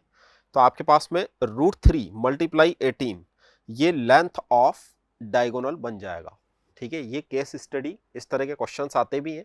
ऐसा आपको कोई फिगर दिया होगा, उसके अंदर आपको एरिया, वॉल्यूम, ठीक है, ऐसा आपको वहां पर कुछ भी पूछा जा सकता है, क्लियर। सेकंड नंबर देखो यहां पर क्या पूछा। अच्छा, इसी में इसमें एक चीज और पूछ रखी है इसने, total surface area of Rubik cube, ठीक है। अब अगर मैं इसका क्यूब का एरिया यहां पर फाइंड आउट करना चाहता हूं तो मुझे यहां पर देखो कितना लिखना चाहिए, यहीं पे लिख देते हैं। एरिया अगर हम यहां पर कैलकुलेट करना चाह रहे हैं तो मुझे 6 × 18 स्क्वायर ऐसा यहां पर लिखना चाहिए, ऐसा ही मेंशन करेंगे, ठीक है। जब आप इसको मल्टीप्लाई करें तो इसको एक बार मल्टीप्लाई कर लें, ये 324 बन जाएगा और इससे आपको यहाँ पर फाइनल आंसर मिल जाना चाहिए। ये सब कुछ हमारे को देखो किस में गिवन है, सेंटीमीटर में गिवन है, तो आपका यहाँ पर फाइनल आंसर भी सेंटीमीटर स्क्वायर में आ जाना चाहिए। क्वेश्चन आया समझ में। सेकंड नंबर क्वेश्चन देखो, what is the curve surface area of hemisphere. Okay, ये जो हेमीस्फेयर आपका बन रहा है, ठीक है, ये वाला जो आपका हेमीस्फेयर बन रहा है, इसका आपको कर्व सरफेस एरिया बताना है if the base radius is 7 centimetre. तो ये तो सिंपल है, curved surface area of hemisphere CS है, ये भी हमने फॉर्मूला अभी पढ़ा था थोड़ी देर पहले, ठीक है। CSA का अगर मुझे यहां पर ओनली कर्व्ड सरफेस एरिया ही पूछा है इसने, तो क्या लिख देंगे 2πr², क्लियर। थोड़ा सा इसमें कैलकुलेशन करके देख लें, 2π और कितना बनेगा 22/7 और r मेरे पास में देखो यहां पर कितना कितना गिवन है, r हमारे को यहां पर 7 ही गिवन है, ठीक है। यहां पर 7 से 7 को कैंसिल कर दो और जब आप इनको मल्टीप्लाई करेंगे तो आपको यहां पर आंसर मिलेगा 308, ठीक है, सेंटीमीटर, सॉरी क्यूब। अच्छा, कर एरिया लिख रहे हैं ना अपन, स्क्वायर, ठीक है, वॉल्यूम नहीं लिख रहे, एरिया लिख रहे हैं। मैंने यहाँ पे क्यूब लिख दिया था पहले, ओके। क्वेश्चन आया समझ में। अगली स्लाइड पर बढ़ते हैं। नेक्स्ट जो आपका चैप्टर है यहाँ पर स्टैटिक्स, ठीक है, ये भी एक मोस्ट इंपोर्टेंट चैप्टर है। तो अभी जो हमने कुछ क्वेश्चंस यहाँ पर किए हैं, लगभग 8 क्वेश्चंस हमने यहाँ पर किए हैं, ठीक है। उसमें हमने सरफेस एरिया एंड वॉल्यूम के वो क्वेश्चंस किए जिनकी मोस्ट प्रोबेबिलिटी होती है कि इस टाइप के क्वेश्चंस आते हैं, क्लियर।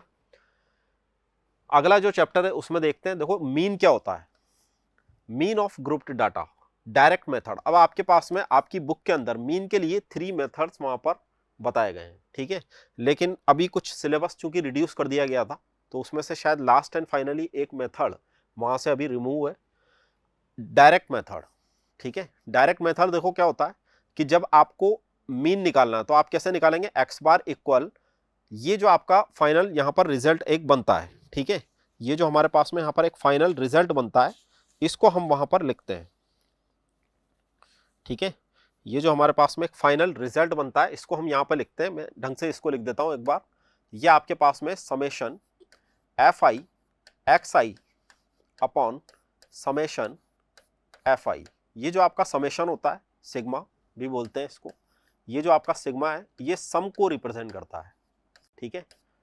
तो यहां पर देखो करना क्या होता है कि आपको किसी भी क्वेश्चन में x गिवन होगा, उसकी फ्रीक्वेंसी गिवन होगी, ठीक है। फिर आप यहां पर fi xi कैलकुलेट करेंगे, यहां पर आपको जो भी नंबर गिवन होगा उसको मल्टीप्लाई करके यहां पर, और लास्ट एंड फाइनली ये जो आपका f होता है इसका भी सिग्मा और इसका भी सिग्मा दोनों कैलकुलेट करें, इस फॉर्मूले में पुट कर दें, तो हमारे पास में आंसर आता है मीन का। ठीक है, मीन को हम किससे रिप्रेजेंट करते हैं? एक्स बार से रिप्रेजेंट करते हैं। सिंपल है। नेक्स्ट एक और यहां पर, अच्छा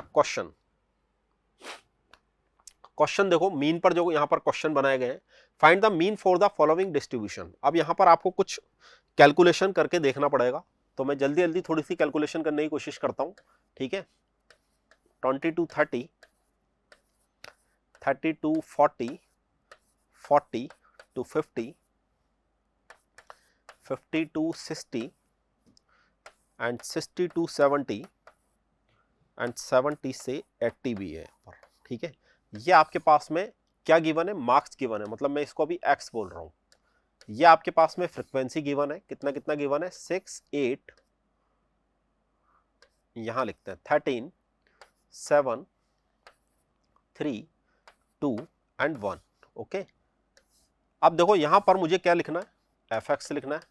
ठीक है, यहां पर हमारे को क्या क्या लिखना है? एफ एक्स लिखना है। तो एफ एक्स देखो यहां पर क्या क्या आता जाएगा। अच्छा, एफ एक्स लिखने के पहले एक काम यहां पर और करना पड़ेगा, चूंकि मुझे यहां पर जो वेरिएबल गिवन है, एक्स गिवन है। ठीक है, यहां पर देखो मार्क्स किस फॉर्मेट में गिवन है? कुछ इंटरवल की फॉर्मेट में गिवन है, तो यहां पर मुझे मिड एक्स निकाल लेना चाहिए। मिड एक्स आई बोलते हैं वैसे इसको। ठीक है, जब आप इसको निकालेंगे तो आप कैसे निकालते हैं इसको? अपर लिमिट लोअर लिमिट को ऐड करके 2 से डिवाइड कर देते हैं। ठीक है, अपर लिमिट लोअर लिमिट को ऐड करो, दोनों लिमिट है, ये लोअर लिमिट कहलाती है, अपर लिमिट है। अगर मैं इन दोनों को डिवाइड करके 2 से डिवाइड ऐड करके 2 से डिवाइड करता हूं, तो मुझे यहां पर क्या मिलेगा? 15 मिलेगा। ठीक है, फिर मुझे यहां पर क्या मिलेगा? 25 मिलेगा। फिर मुझे कितना मिलेगा? 35 मिलेगा। ओके, इसको अपन थोड़ा सा सीक्वेंस में ही रखें, ये इसके साथ ही है। ठीक है, 45, 55, 65 और कितना मिलेगा? 75। क्लियर है यहां तक? ठीक है, अब मुझे यहां पर इस एफ आई को इस एक्स आई से मल्टीप्लाई करना है। तो अब नेक्स्ट जो हमारा कॉलम बनेगा, ठीक है, वो इसके लिए बनेगा। इसमें देखो आपको क्या क्या मिलेगा, यहां पर आपको मिलेगा, ठीक है,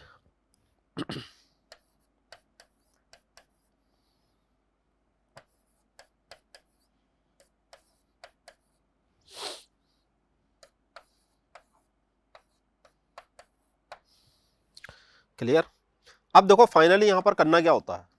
इस एफ का टोटल और इस एफ आई एक्स आई का टोटल करना होता है। ठीक है, ये जो आप टोटल करेंगे 40 आएगा, और ये जो आप टोटल करेंगे ये आपको मिलेगा 1430। क्लियर, 1430। जब हम इसको एक्स बार निकालेंगे, जब हम इससे, तो मुझे 1430 को डिवाइड कर देना चाहिए 40 से। ठीक है, इसको मुझे डिवाइड कर देना चाहिए 40 से, और मेरा जो आंसर यहां पर बनेगा वो बनेगा 35.75। 35.75। ठीक है, एक बार इसको चेक भी कर लें, ये यहां पर फाइनल आंसर बनेगा। बेसिक आइडिया यहां पर डायरेक्टली फॉर्मूला ही अप्लाई करना है। क्वेश्चन आपको गिवन है, डायरेक्ट आपको यहां पर फॉर्मूला अप्लाई करना है। ओके, अगले क्वेश्चन की तरफ मूव होते हैं। देखो यहां पर नेक्स्ट जो क्वेश्चन है, अर्थमेटिक मीन। अब यहां पर मुझे अर्थमेटिक मीन की बात बोली गई। अर्थमेटिक मीन का मतलब भी मीन से ही होता है। ठीक है, कंफ्यूज ना हो, चूंकि यहां पर एक चैप्टर अर्थमेटिक का भी है। Arithmetic mean of the following frequency distribution is 50। मतलब अर्थमेटिक मीन मुझे यहां पर 50 गिवन है। Find the value of P. मुझे यहां पर एक अननोन पी गिवन है, उसकी वैल्यू यहां पर फाइंड आउट करनी है। ठीक है, देखो यहां पर ये सब कुछ आपको गिवन है। ठीक है, इसी के साथ अगर मैं यहां पर टेबल बनाने की कोशिश करूं, तो ये डाटा मेरे सामने है, इसको आप लिखेंगे सबसे पहले। उसके बाद में आप यहां से इनसे मिड एक्स निकालेंगे। क्या निकालेंगे? मिड एक्स निकालेंगे।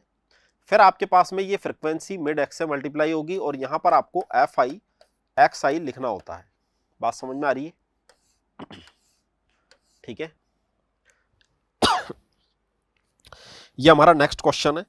यहां पर देखो आपके पास में जो मिड एक्स लिख लें सबसे पहले तो इसके बीच में 10 बनेगा, इसके बीच में 30 बनेगा, इसके बीच में 50 बनेगा। ठीक है, और 60 to 80 के बीच में मुझे 70 लिखना चाहिए और इसके बीच में मुझे ये लिखना चाहिए। क्लियर? आगे जैसे ही आप इनको आगे मल्टीप्लाई करेंगे तो आपको यहाँ पे मिलेगा 170, ठीक है। यहाँ पे आपको मिलेगा 30p। कितना मिलेगा? 30p। ओके। और यहाँ पर आपको मिलेगा 16, यहाँ आपको मिलेगा 1680 और यहाँ लास्ट एंड फाइनली आपको मिलेगा 1710। क्लियर? मैं यहाँ पर अब टोटल लगाना स्टार्ट कर रहा हूँ। तो मुझे एक तो टोटल चाहिए इसका और एक मुझे टोटल चाहिए इस फ्रिक्वेंसी का, ठीक है। एक टोटल तो हमारे को इसका चाहिए, एक टोटल मुझे FI DI का चाहिए। यहाँ पर कुछ अननोन भी है, ध्यान रखना। यहाँ पर जब आप इसको टोटल करेंगे तो आप P प्लस समथिंग करके इसको लिख दें। बिल्कुल जब आप यहाँ पर सेकंड ये वाली जो हमारी रो है, जब हम इस पर टोटल कर रहे हैं तो आप यहाँ पर 30p प्लस समथिंग करके लिखेंगे। क्लियर? कितना कितना लिखना है? तो यहाँ तो आपको मिलेगा P प्लस 92 और यहाँ पर आपको मिलेगा 5160, ठीक है, 5160। अब इसको कैलकुलेट करके देख लेते हैं। चूंकि मेरे पास में यहाँ पर x बार जो अर्थमेटिक मीन है उसकी वैल्यू यहाँ पर पहले से गिवन है, ठीक है। तो अगर मुझे इसकी वैल्यू गिवन है तो मेरे पास में x bar equal summation FI XI upon summation ऐसा गिवन होता है, ठीक है। ये देखो वैल्यू क्या है, ये आती है मेरे पास में 30p प्लस 5160। यहाँ पर मुझे मिलता है P प्लस 92 और यहाँ पर मुझे लिखना चाहिए 50, ठीक है, ऐसा ही लिखना चाहिए। तो देखो जैसे मैं इसको क्रॉस मल्टीप्लाई करूंगा तो आपके पास में यहाँ पर बना 30p प्लस 5160 और जैसे आपने इसको मल्टीप्लाई किया तो देखो क्या क्या बनेगा, 50 से p मल्टीप्लाई होगा तो 50p बनेगा, ठीक है। और 50p के साथ बनेगा 4600, ठीक है। तो p वाले पोर्शन को उधर ले जाते हैं और इसको इधर ले जाते हैं और मेरे पास यहाँ पर बन रहा है 20p इक्वल, यहाँ माइनस भी करना पड़ेगा 4600, ठीक है। माइनस कर लें एक बार इसको, ये आपको मिले देगा 560 और यहाँ से जो आपका p की वैल्यू मिलेगी वो 560 अपॉन 20, ठीक है। इसको अगर हम डिवाइड करें तो आपको मिलता है 28 इज आंसर। यहाँ पर जो p की वैल्यू आ रही है हमारी, ठीक है, जो इसने यहाँ पर p की वैल्यू हमारे से पूछी है, p अननोन है, इसकी जो वैल्यू है वो आपके पास में यहाँ पर कितनी आ रही है, 28। क्लियर? ये भी एक बेसिक क्वेश्चन ही है। अगला क्वेश्चन, सॉरी अगला एज्यूम्ड मीन मेथड।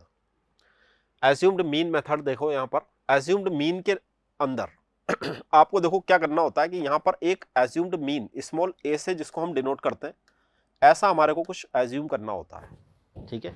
ऐसा हमारे को यहाँ पर एक एज्यूम्ड मीन एज्यूम करना होता है। वो कहाँ से करते हैं?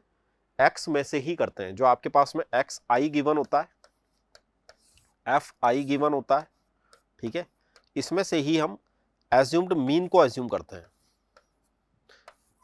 अब यहाँ पर जो हमारे पास में नंबर ऑफ डाटा होता है, कभी इवन हो सकता है, कभी ऑड हो सकता है, ठीक है। अगर ऑड होगा तो बहुत बढ़िया, हमारे को एक ही वहां पर एक मिड में नंबर दिख जाएगा। अगर इवन होगा तो मुझे मिड में 2 नंबर दिखते हैं वहां पर, ठीक है। क्लियर? आप ऊपर वाला नंबर उसमें से ले सकते हैं, कोई सा भी ले, वैसे तो कैलकुलेशन हो जाती है, ठीक है। क्लियर?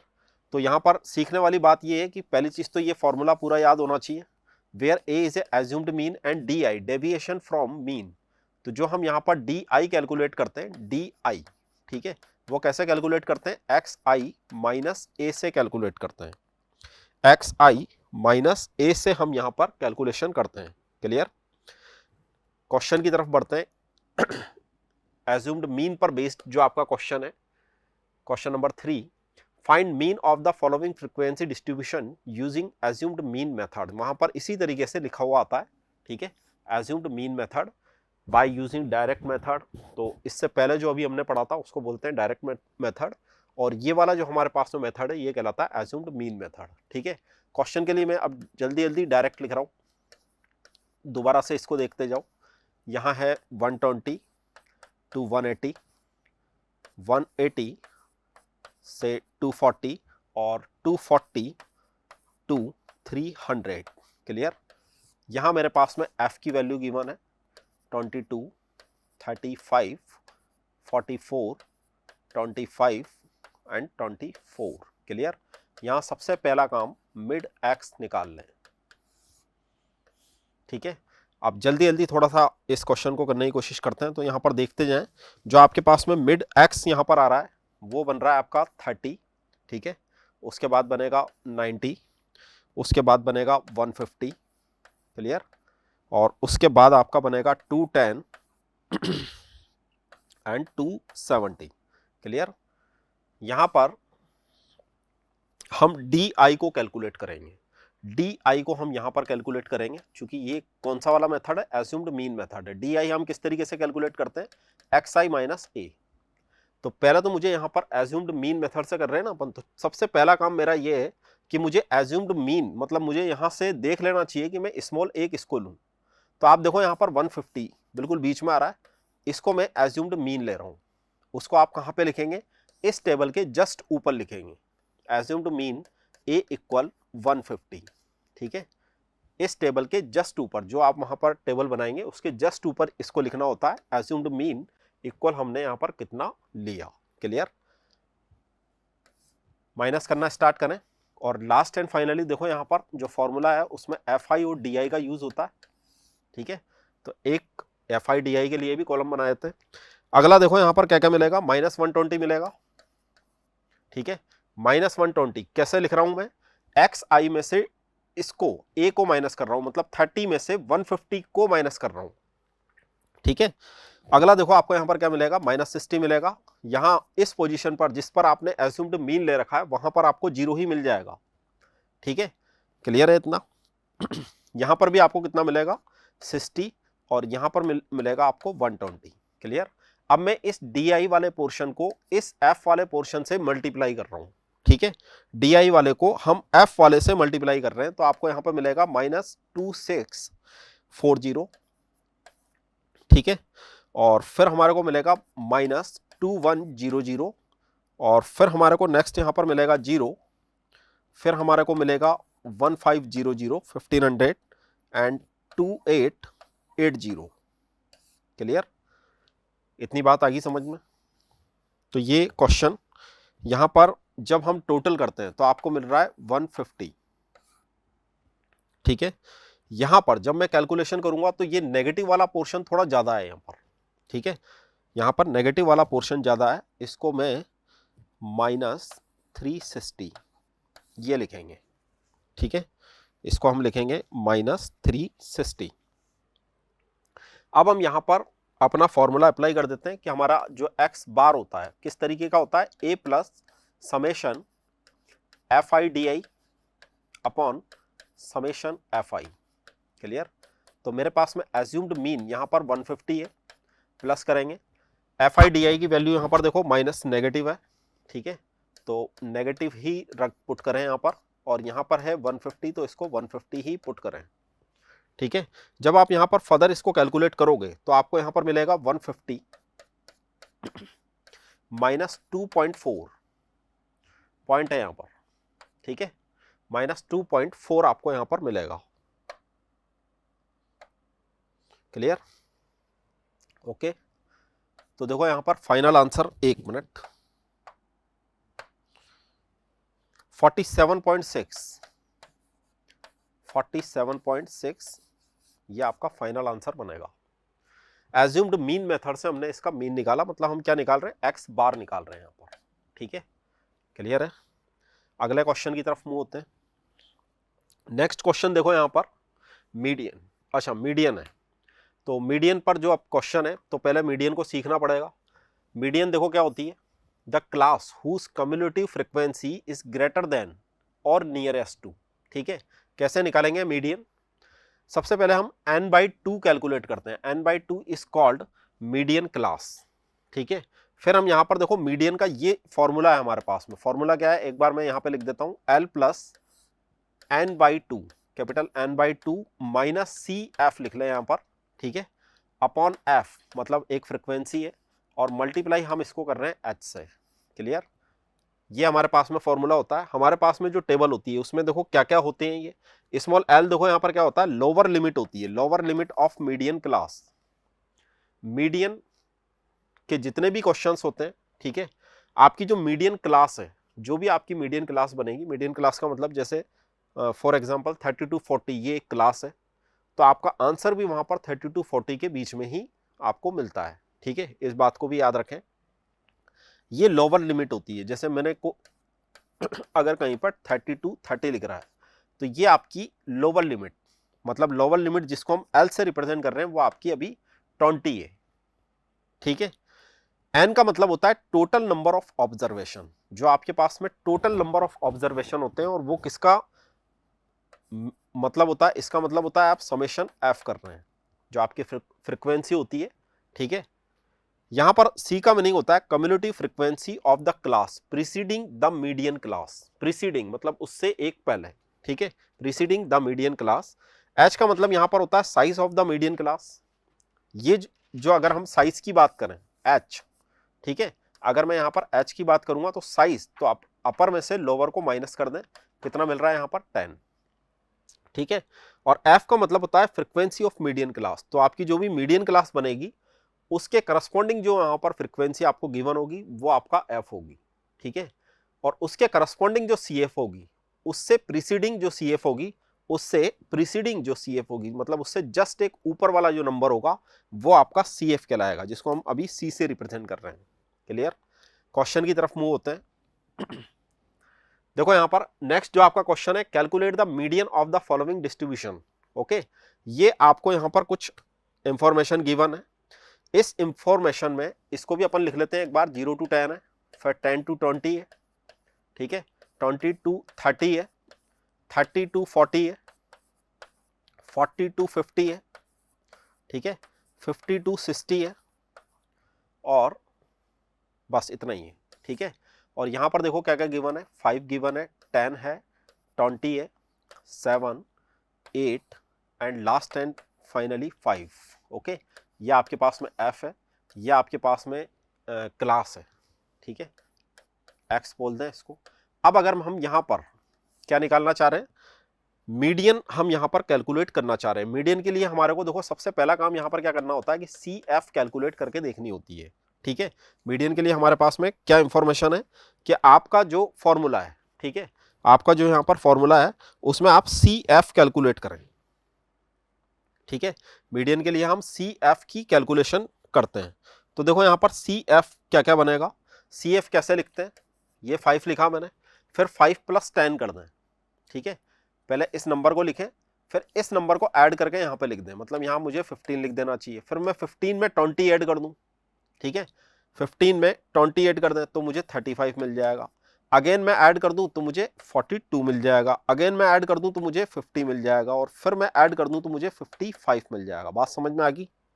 ठीक है, अब देखो यहां पर हम क्या करते हैं कि ये जो आपका होता है, ये वाला जो नंबर है समेशन एफ, और ये जो आपकी सी एफ आती है, इसका जो लास्ट नंबर होता है, ये दोनों सेम होते हैं। यहां पर मुझे 55 लिख देना चाहिए। ठीक है, एग्जाम के अंदर पहले इसको भी कैलकुलेट करो, इसको भी कैलकुलेट करो, और अगर कभी ये नंबर और ये नंबर आपका सेम नहीं आता तो आप दोबारा से कैलकुलेशन करें। ठीक है, यहां पर आपको मिस्टेक पकड़ाई में आ जाएगी। दोबारा समझ लें, समेशन एफ और ये जो सी एफ का लास्ट नंबर मैंने लिख रखा है, ये दोनों वैल्यू सेम होती हैं। क्लियर? तो देखो सबसे पहला काम हम जिसको बोलते हैं कैपिटल एन,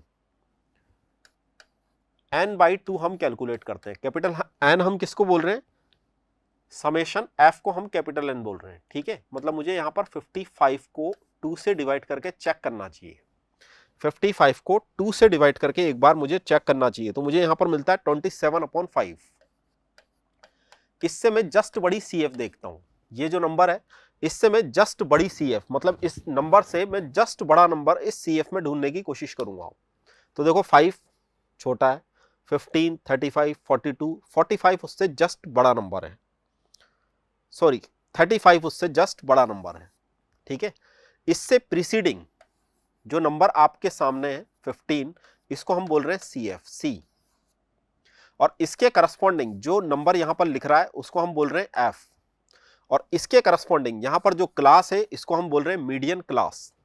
दोबारा बता रहा हूं, सबसे पहला काम n/2 कैलकुलेट करें, उसके बाद में जस्ट बड़ा CF देखें, CF मतलब जस्ट बड़ा नंबर देखें CF वाले कॉलम में, ठीक है।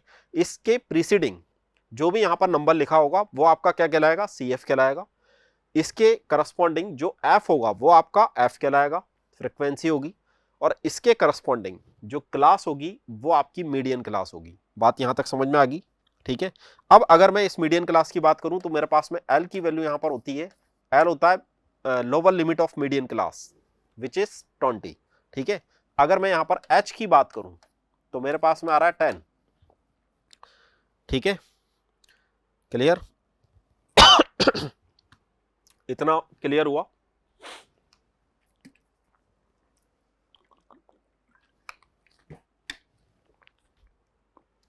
आगे देखो। अब इसमें अब चूंकि हमारे पास जो फॉर्मूला है, ठीक है, मीडियन निकाल रहे हैं,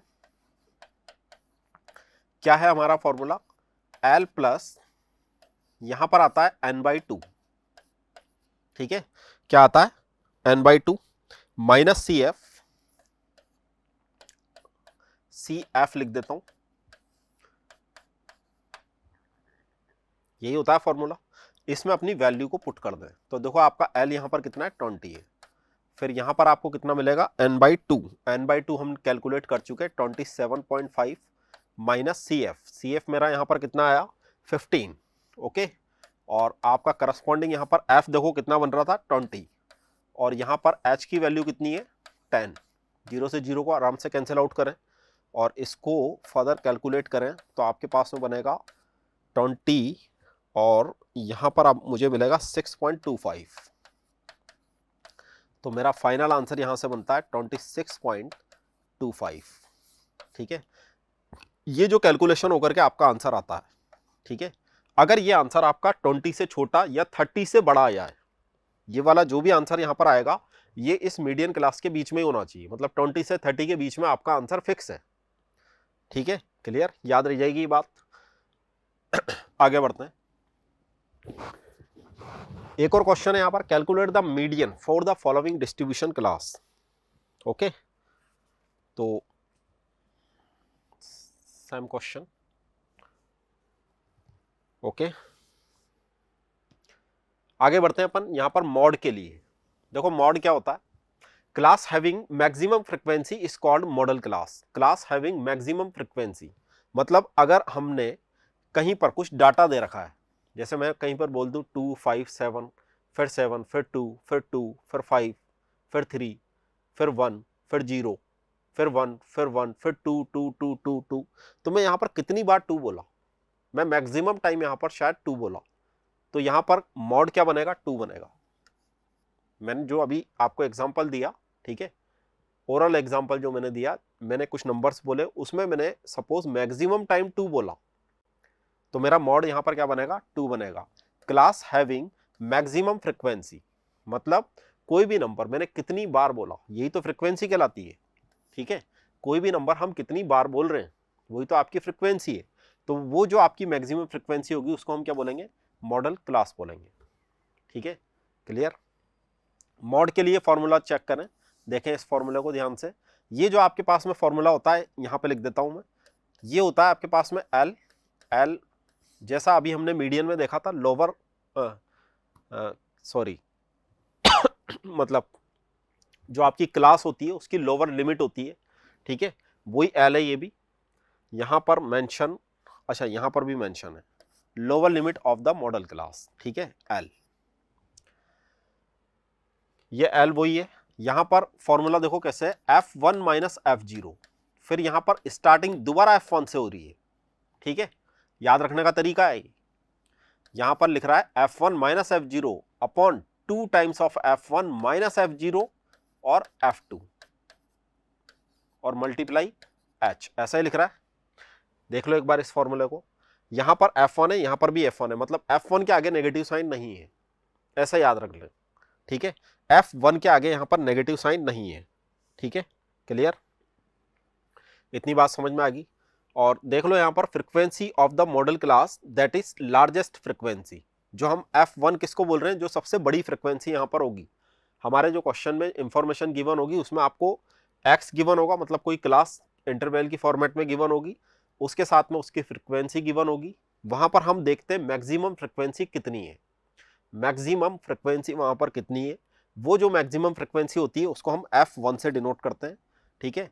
ये जो हमारी क्लास होती है इसके अंदर मैक्सिमम फ्रीक्वेंसी को F1 से डिनोट करते हैं, याद रखना इस बात को, मैक्सिमम फ्रीक्वेंसी को F1 से डिनोट करते हैं। इससे जस्ट ऊपर वाले नंबर को मुझे F0 और बाद वाले को F2 बोलना चाहिए, ठीक है। इससे जस्ट ऊपर F0 और इससे जस्ट बाद में आने वाले नंबर को हम क्या बोलते हैं, F0 एंड F2, क्लियर। तो F2 के लिए देखो फ्रीक्वेंसी ऑफ द क्लास, ठीक है, पढ़ लो एक बार इसको, स्टेडिंग of model class and sorry F0 के लिए भी पढ़ लो प्रीसीडिंग द मॉडल क्लास, मतलब जो आपकी मॉडल क्लास बनेगी उससे एक ऊपर और एक बाद वाली, क्लियर। बढ़ते हैं क्वेश्चन की तरफ। देखो नेक्स्ट क्वेश्चन है यहां पर mod of the following data, ठीक है, क्वेश्चन नंबर 6। तो मॉड निकालने का अभी थोड़ी देर पहले हमने यहां पर तरीका देखा, ठीक है, इसको भी एक बार लिख लेते हैं तो और ज्यादा बेटर आता है समझ में। तो ये 20 to 40, 40 to 60, 60 to 80, ये मेरे पास में क्लास गिवन है, यहाँ मेरे पास फ्रिक्वेंसी गिवन है, ये है मेरे पास में 15, 6, फिर है 18 और फिर है 10, ठीक है। तो देखो यहाँ पर मुझे देखना क्या क्या है, यहाँ पर मुझे देखना है कि मैक्सिमम फ्रिक्वेंसी कितनी है।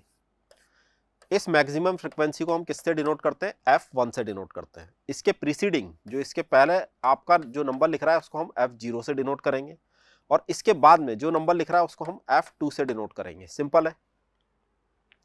जो भी आपकी यहां पर फ्रिक्वेंसी गिवन होती है उसमें आप चेक करें कि मैक्सिमम फ्रिक्वेंसी कितनी है, ठीक है। अब जो आपकी मैक्सिमम फ्रिक्वेंसी है, ठीक है, अब जो आपकी मैक्सिमम फ्रिक्वेंसी है इसके करस्पॉन्डिंग यहां पर जो क्लास बनेगी इसको हम बोलते हैं मॉडल क्लास। मतलब यहां पर अगर मैं बात करूं मॉडल क्लास की, ठीक है, इस क्वेश्चन के लिए अगर मैं बात करूं मॉडल क्लास तो आपकी होना चाहिए 40 to 60। इसको लिखना भी चाहिए क्वेश्चन करते टाइम कि हमारे यहाँ पर मॉडल क्लास कितनी बन रही है। F1 देखो यहाँ पर कितना बन रहा है, F1 यहाँ पर आपका 18 है, F0 देखो यहाँ पर कितना बन रहा है, 6 बन रहा है और F2 की वैल्यू यहाँ पर 10 है, क्लियर। अब मुझे यहाँ पर क्या क्या देखना होता है, L देखना होता है, L आता है ना हमारे फॉर्मूले में, ठीक है। L क्या होता है, इस क्लास की लोअर लिमिट, मतलब यहाँ पर कितना है 40। सेकंड मुझे क्या देखना होता है, H का मतलब होता है इंटरवल। तो ये जो क्लास इंटरवल है आपका ये 60 - 40 विच इज 20, कितना मिलेगा, 20 मिलेगा, क्लियर। ये मेरे पास में सारी इंफॉर्मेशन है। अब हम यहां पर अगर डायरेक्टली फॉर्मूले को अप्लाई कर दें, ठीक है, फॉर्मूला बार बार लिखोगे तो आराम से उसमें याद भी हो जाता है, ठीक है। तो यहां पे देखो, अच्छा ये लाइन, एक मिनट पूरा हटाएं इसको। देखो यहां पर क्या होता है मेरा फॉर्मूला, मॉड के लिए फॉर्मूला लिख रहे हैं, ठीक है।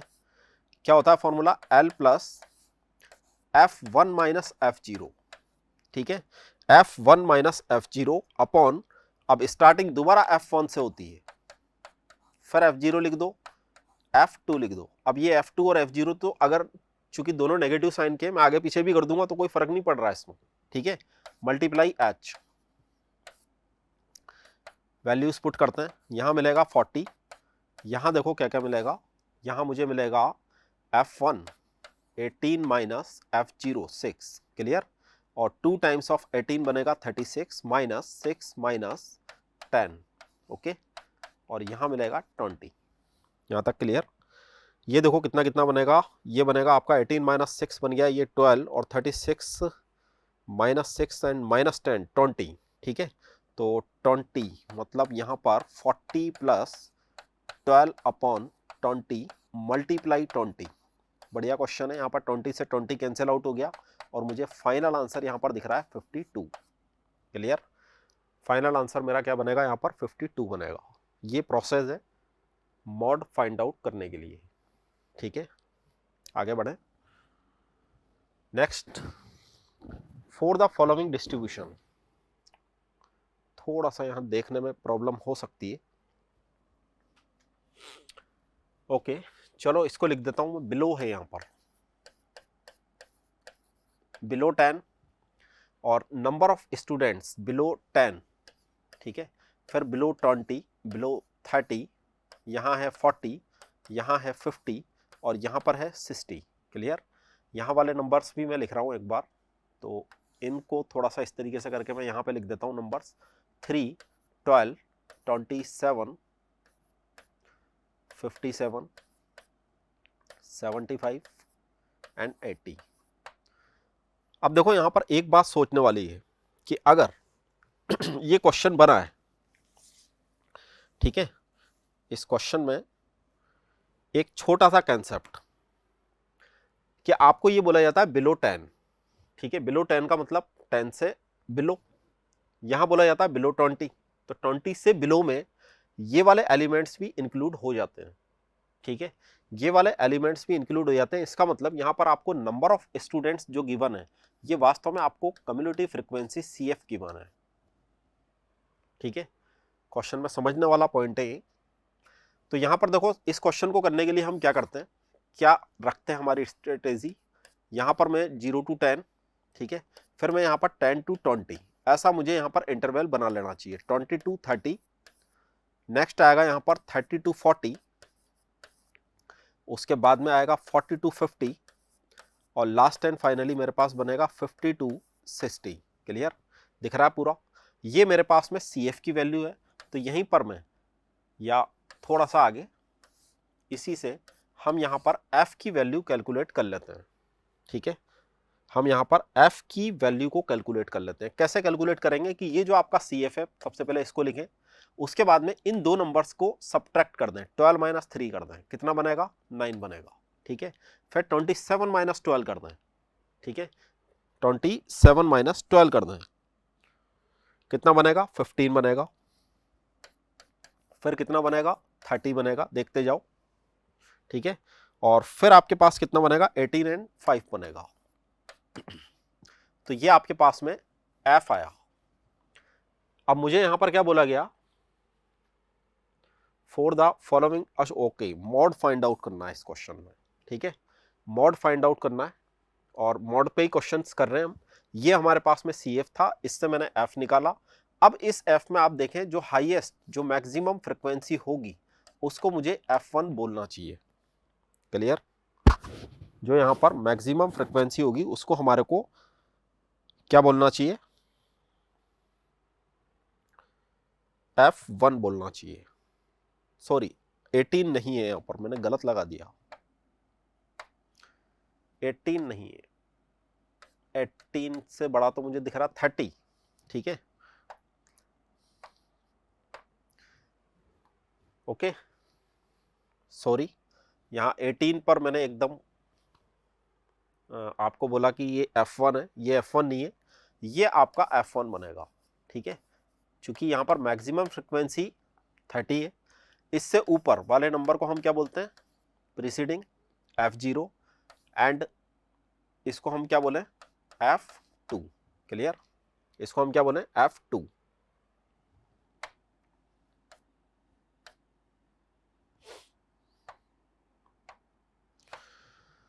और देखो अब यहां पर ये बनेगा, इसको मैं थोड़ा सा डायरेक्ट कैलकुलेट कर रहा हूं, ठीक है। मैं यहां पर 1 2 3, तो आपकी जो मॉडल क्लास यहां पर बनेगी वो 30 to 40 बनेगी। इसको हम थोड़ा सा डायरेक्ट कैलकुलेशन कर रहे हैं इसकी, ठीक है। देखो यहां पे लिख रहा हूं मैं, पहले लिखूंगा L प्लस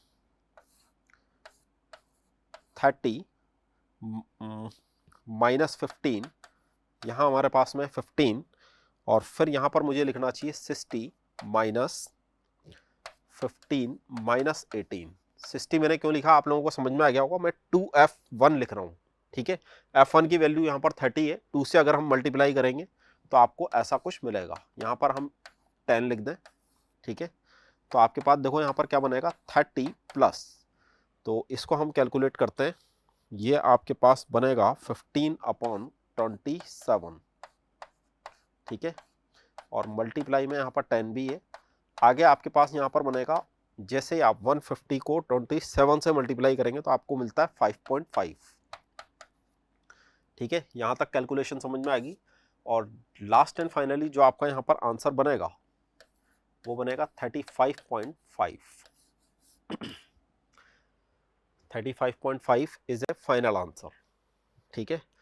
और ये वाला जो आंसर है इसमें भी एक चीज देख लो, 35.5, ठीक है, ये जो हमारी मॉडल क्लास थी ये आंसर भी इसके बीच में ही आ रहा है, 30 to 40 के बीच में आंसर है 35.5। क्लियर। नेक्स्ट स्लाइड के लिए बढ़ते हैं। देखो यहाँ पर मॉड पर एक और क्वेश्चन है, लेकिन अब जो क्वेश्चन है उसमें आपको यहाँ पर मॉड गिवन है। अब जो क्वेश्चन है उसमें आपको यहाँ पर मॉड गिवन है और मुझे इस x को कैलकुलेट करके दिखाना है, ठीक है। इस x को हम यहाँ पर कैलकुलेट करना चाहते हैं, ठीक है। तो देखो इसको, इसके लिए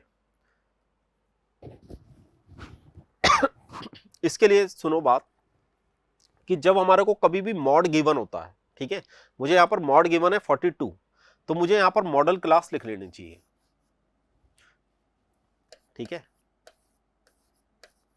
मॉडल क्लास जो आपकी बनेगी वो बनेगी 40 to 50, ठीक है। अब मॉडल क्लास अगर मुझे पता लग गई तो मॉडल क्लास क्या होती है, जो आपकी मैक्सिमम फ्रिक्वेंसी है, ठीक है, जो आपकी मैक्सिमम फ्रिक्वेंसी है उसको ही तो हम मॉडल क्लास बोलते हैं। इसका मतलब ये आपका F1 है, तो इससे जस्ट पहले वाले को मुझे F0 बोलना चाहिए और इससे जस्ट बाद वाले को मुझे F2 बोलना चाहिए। क्वेश्चन समझ में आया, ठीक है। क्या बोला मैंने कि अगर आपको कभी मॉड गिवन है तो मॉड को देखते हो, चूंकि मॉड का आंसर क्या होता है, मॉडल क्लास के बीच में ही होता है, तो अगर ये मॉड है तो मेरा आंसर 40 to 50 के बीच में आना चाहिए, बीच में आ रहा है, मतलब 40 to 50 मेरी मॉडल क्लास है और इसी के करस्पॉन्डिंग जो आपकी F है वो आपकी F1 है, इसके प्रीसीडिंग जो नंबर है वो आपका F0 है और ये आपका F2 है। क्लियर। इतना पोर्शन आ गया समझ में। अब देखो इसमें लास्ट एंड फाइनली हम यहां पर करते क्या है, यहां पर h और इसको भी लिख लेते हैं। देखो h यहां पर कितना बनेगा, h यहां पे आपका बनेगा L बनेगा 40 और h यहां पर कितना बन रहा है 10, ठीक है। इसको भी अगर मैं डायरेक्ट लिखना चाहूं तो लिख सकता हूं, ठीक है। एक बार और लिख देता हूं फॉर्मूला। यहां पर हम लिखते हैं F1 माइनस F0, फिर हम लिखते हैं 2 times of F1 minus F0 minus F2 multiply H, okay. अब देखो यहाँ पर L मेरे पास में कितना था, थोड़ा जल्दी जल्दी कैलकुलेशन कर लेते हैं इसकी। यहाँ मेरे पास में है F1 है मेरे पास में 26 माइनस कितना बनेगा X है यहाँ तो, ठीक है। यहाँ बनेगा 2 मल्टीप्लाई 26 मतलब 52 माइनस, और फिर मुझे लिखना चाहिए -6 माइनस X और फिर मुझे यहाँ पर H की वैल्यू जो है 10 ये डाल देना चाहिए और इसके इक्वलेंट मुझे रखना चाहिए 42, ठीक है। इस 40 को मैं इधर ले आता हूं तो 2 इक्वल, यहां पर थोड़ी सी कैलकुलेशन कर लेते हैं, 26 माइनस एक्स और ये कितना बन जाएगा 52 माइनस 6, ठीक है। 52 माइनस 6 46 माइनस एक्स और 10 को भी इसके अपॉन में रख दें। क्वेश्चन समझ में आया, 10 को भी मैं इसके अपॉन में रख रहा हूं, ठीक है। इसको अब मैं इधर लिख रहा हूं, इसको ऐसा लिख लेते हैं 26 minus x 46 minus x equal 2/10। Clear. इसको जैसे ही आप कैलकुलेट करेंगे, ठीक है, यहां पर हम फर्दर कैलकुलेशन देख लेते हैं एक बार इसकी। देखो यहाँ पर ये इससे मल्टीप्लाई हुआ, ये इससे मल्टीप्लाई हुआ 92, ये 260, यहाँ पे आएगा -10, इधर आएगा -2, तो -10 उधर जाएगा तो मुझे मिलेगा यहाँ पर 8x। क्लियर। और एक बार ये 260 92 से 260 92 से माइनस होगा, ठीक है। 260 माइनस 92 मुझे यहाँ पर मिलेगा 168। क्लियर। 168, तो आपके पास में जो x की वैल्यू आएगी यहाँ पर वो आएगी 168/8 8 21। ओके 21 ये आपकी x की वैल्यू है, ये जो आपका x है इसका आपका राइट आंसर आपको मिलेगा 21। क्लियर? ओके तो ये था मॉड। ठीक है, ये हमने देखे अभी तक मॉड वाले क्वेश्चंस। और आगे बढ़ते हैं इसमें। लास्ट एंड फाइनली जो हमारे पास में एक रिलेशनशिप होती है, ठीक है, किस किस के बीच में रिलेशनशिप होती है हमारे पास में, ये मीन मॉड और मीडियन के बीच में रिलेशनशिप होती है। ठीक है, इसको याद रखने का तरीका सीखो अब। यहाँ पर इसको याद रखने का, वैसे तो कई बच्चे इसको याद कर लेते हैं, लेकिन इसको याद रखने का तरीका ये है कि अगर मैं आपको बोलता हूँ कि 3 - 2 करो तो 1 आएगा।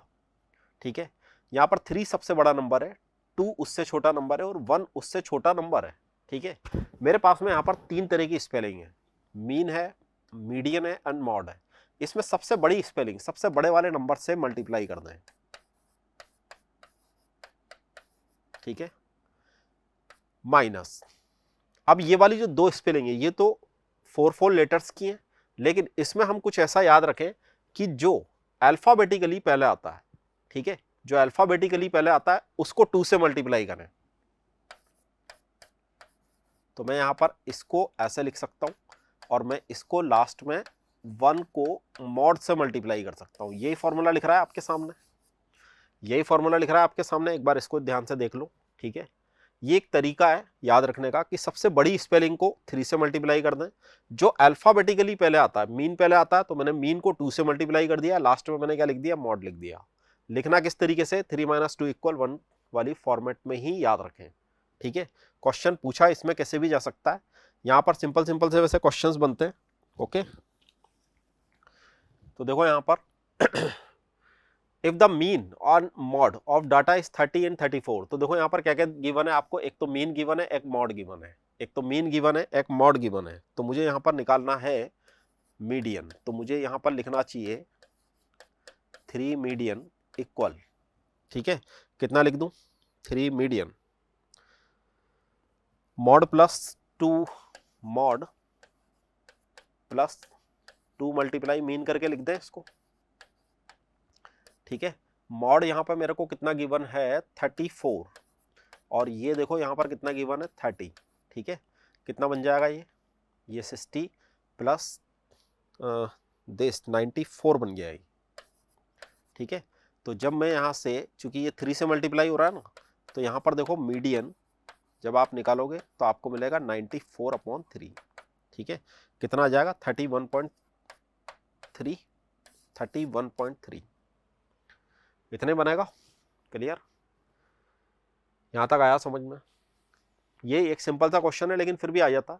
और यहाँ पर अगर हमारे को वो रिलेशनशिप याद नहीं है तो हम इस क्वेश्चन को भी छोड़ करके आ जाते हैं एग्जाम में। ठीक है, याद रखने का आप लोगों को मैंने तरीका अच्छी तरीके से सिखा दिया। ठीक है, उसी बेस पर इसको याद रखें। अगले स्लाइड पर बढ़ते हैं। देखो लास्ट एंड फाइनली जो यहाँ पर क्वेश्चन है वो है, a Tesla car manufacturing industries want to declare the mileage of their electric car. अच्छा, और आगे इसमें गिवन है, for this they recorded the mileage kilometre per charge of 100 cars of the same model, detail which are given in the following table. जो आपकी detail है वो इस टेबल के अंदर यहाँ पर गिवन है। तो नंबर 1 हमारे को यहाँ पर find the average mileage find out करना है, and median value of this data, हमारे को यहाँ पर इसकी मीडियन भी फाइंड आउट करके दिखानी है। ठीक है, क्लियर? तो करते हैं इस क्वेश्चन को। पहले मैं यहाँ पर इस डाटा के लिए, ठीक है, मैं इसको थोड़ा सा डायरेक्ट लिखने की कोशिश यहाँ पर करूँगा। आप लोग समझने की कोशिश करें कि मेरे को यहाँ पर फ्रिक्वेंसी गिवन है हमारे को, ठीक है, और यहाँ पर देखो आपको ये x गिवन है, तो मुझे यहाँ पर xi निकाल लेना चाहिए सबसे पहला काम। ठीक है, xi जिसको हम मिड xi भी बोलते हैं, मिड x। ठीक है, और ये है हमारे पास में f, और यहाँ से fi xi यहाँ पर अगर हम निकालेंगे तो आप देखो यहाँ पर क्या क्या बनेगा। ठीक है, xi fi अगर हम यहाँ से निकालें तो देखो यहाँ पर क्या क्या बन सकता है। ये 100 और ये है, तो इसको हम लिखेंगे 110। ठीक है, फिर आएगा आपके पास में 130, फिर आएगा आपके पास में 150 और फिर आपके पास में आएगा 170। क्लियर। अगला स्टेप देखो यहाँ पर जो आपके पास में ये गिवन है, ये गिवन है 14, फिर गिवन है 24, ओके, और नेक्स्ट हमारे पास गिवन है 36 और 26। क्लियर। इससे FIDI भी फाइंड आउट कर लें। FIDI जो हम यहाँ पर कैलकुलेट कर पा रहे हैं, मल्टीप्लाई करके करेंगे, ये मिलेगा आपको 1540, ठीक है, फिर आपको मिलेगा 3120 और फिर आपको मिलेगा 5400 और फिर नेक्स्ट आपको यहाँ पर मिलेगा 4420। क्लियर। इनका मैं सम कर रहा हूँ और सम करके डिवाइड कर रहा हूँ। जब आप इसका सम करोगे तो इसका वैसे सम करने की जरूरत नहीं है, यहाँ पर गिवन है आपको 100 कार्ड्स, ठीक है। तो अगर हम इसका सम करते हैं, इसकी कैलकुलेशन हम यहीं पे कर लेते हैं, ठीक है। तो यहाँ पर जो आप सम करेंगे इसका आपको 14480 और इसको जब हम 100 से डिवाइड करेंगे तो मैं यहाँ पर एवरेज माइलेज पता कर रहा हूँ। एवरेज माइलेज इसका कितना बनेगा, तो मुझे यहाँ पर इसका मीन फाइंड आउट करना है। क्लियर।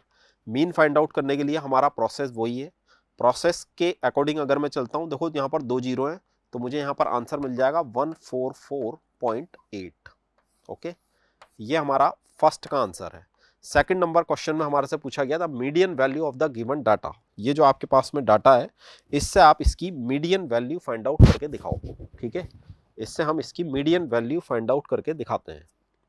तो मीडियन वैल्यू फाइंड आउट करने के लिए मुझे किस किस की जरूरत पड़ेगी, CF की जरूरत पड़ेगी, ठीक है। उसकी CF को मैं यहीं पे लिख देता हूं, इसकी CF को हम यहीं पे लिख देते हैं, ठीक है। तो आपको सबसे पहला नंबर यहां पर दिखना चाहिए 14। क्लियर। सबसे जो फर्स्ट नंबर है वो आपको दिखना चाहिए 14, उसके बाद आना चाहिए आपके पास में 38, फिर आपके पास में आना चाहिए 74 और फिर आपके पास में यहाँ पर आ जाना चाहिए 100, ठीक है। इसका भी सम कितना मिलता है 100 और ये जो आपकी CF है ये नंबर भी कितना आना चाहिए, उसका लास्ट नंबर CF ही आना चाहिए। क्लियर। अब हम क्या करते हैं, n/2 कैलकुलेट करके देखते हैं। तो मुझे यहाँ पर n/2 अगर कैलकुलेट करना है तो मुझे 100/2 मतलब 50 को कैलकुलेट, 50 आया मेरे पास में, ठीक है। इससे जस्ट बड़ी CF चेक करते हैं, वो कितनी है हमारे पास में 74, ठीक है। इससे जस्ट ऊपर वाला नंबर CF कहलाएगा, ठीक है। और इसके करस्पॉन्डिंग जो F बनेगी उसको मैं F बोलूंगा, ठीक। क्लियर। इतनी बात आ रही है समझ में। और इसके करस्पॉन्डिंग यहां पर जो भी क्लास बनेगी उसको हम मॉडल क्लास बोलेंगे, ठीक है। मीडियन क्लास भी बोल देते हैं, ठीक है। यहां तक क्लियर। आगे देखो, जब हम इसको इसकी वैल्यूज, अब मैं डायरेक्टली यहां पर इनकी वैल्यूज को फॉर्मूले में पुट करके आपको दिखा देता हूं, ठीक है। तो देखो जो हमारे पास फॉर्मूला होता है, हम यहां पर मीडियन कैलकुलेट कर रहे हैं। इस क्वेश्चन में हम यहां पर फाइनली मीडियन कैलकुलेट कर रहे हैं। तो यहां पर देखो जो आपका मीडियन का आंसर यहां पर बनेगा, ठीक है। मैं यहां पर डायरेक्ट लिख रहा हूं 140 प्लस, ये बनेगा आपका 50 माइनस F है हमारे पास में 38, 36 है,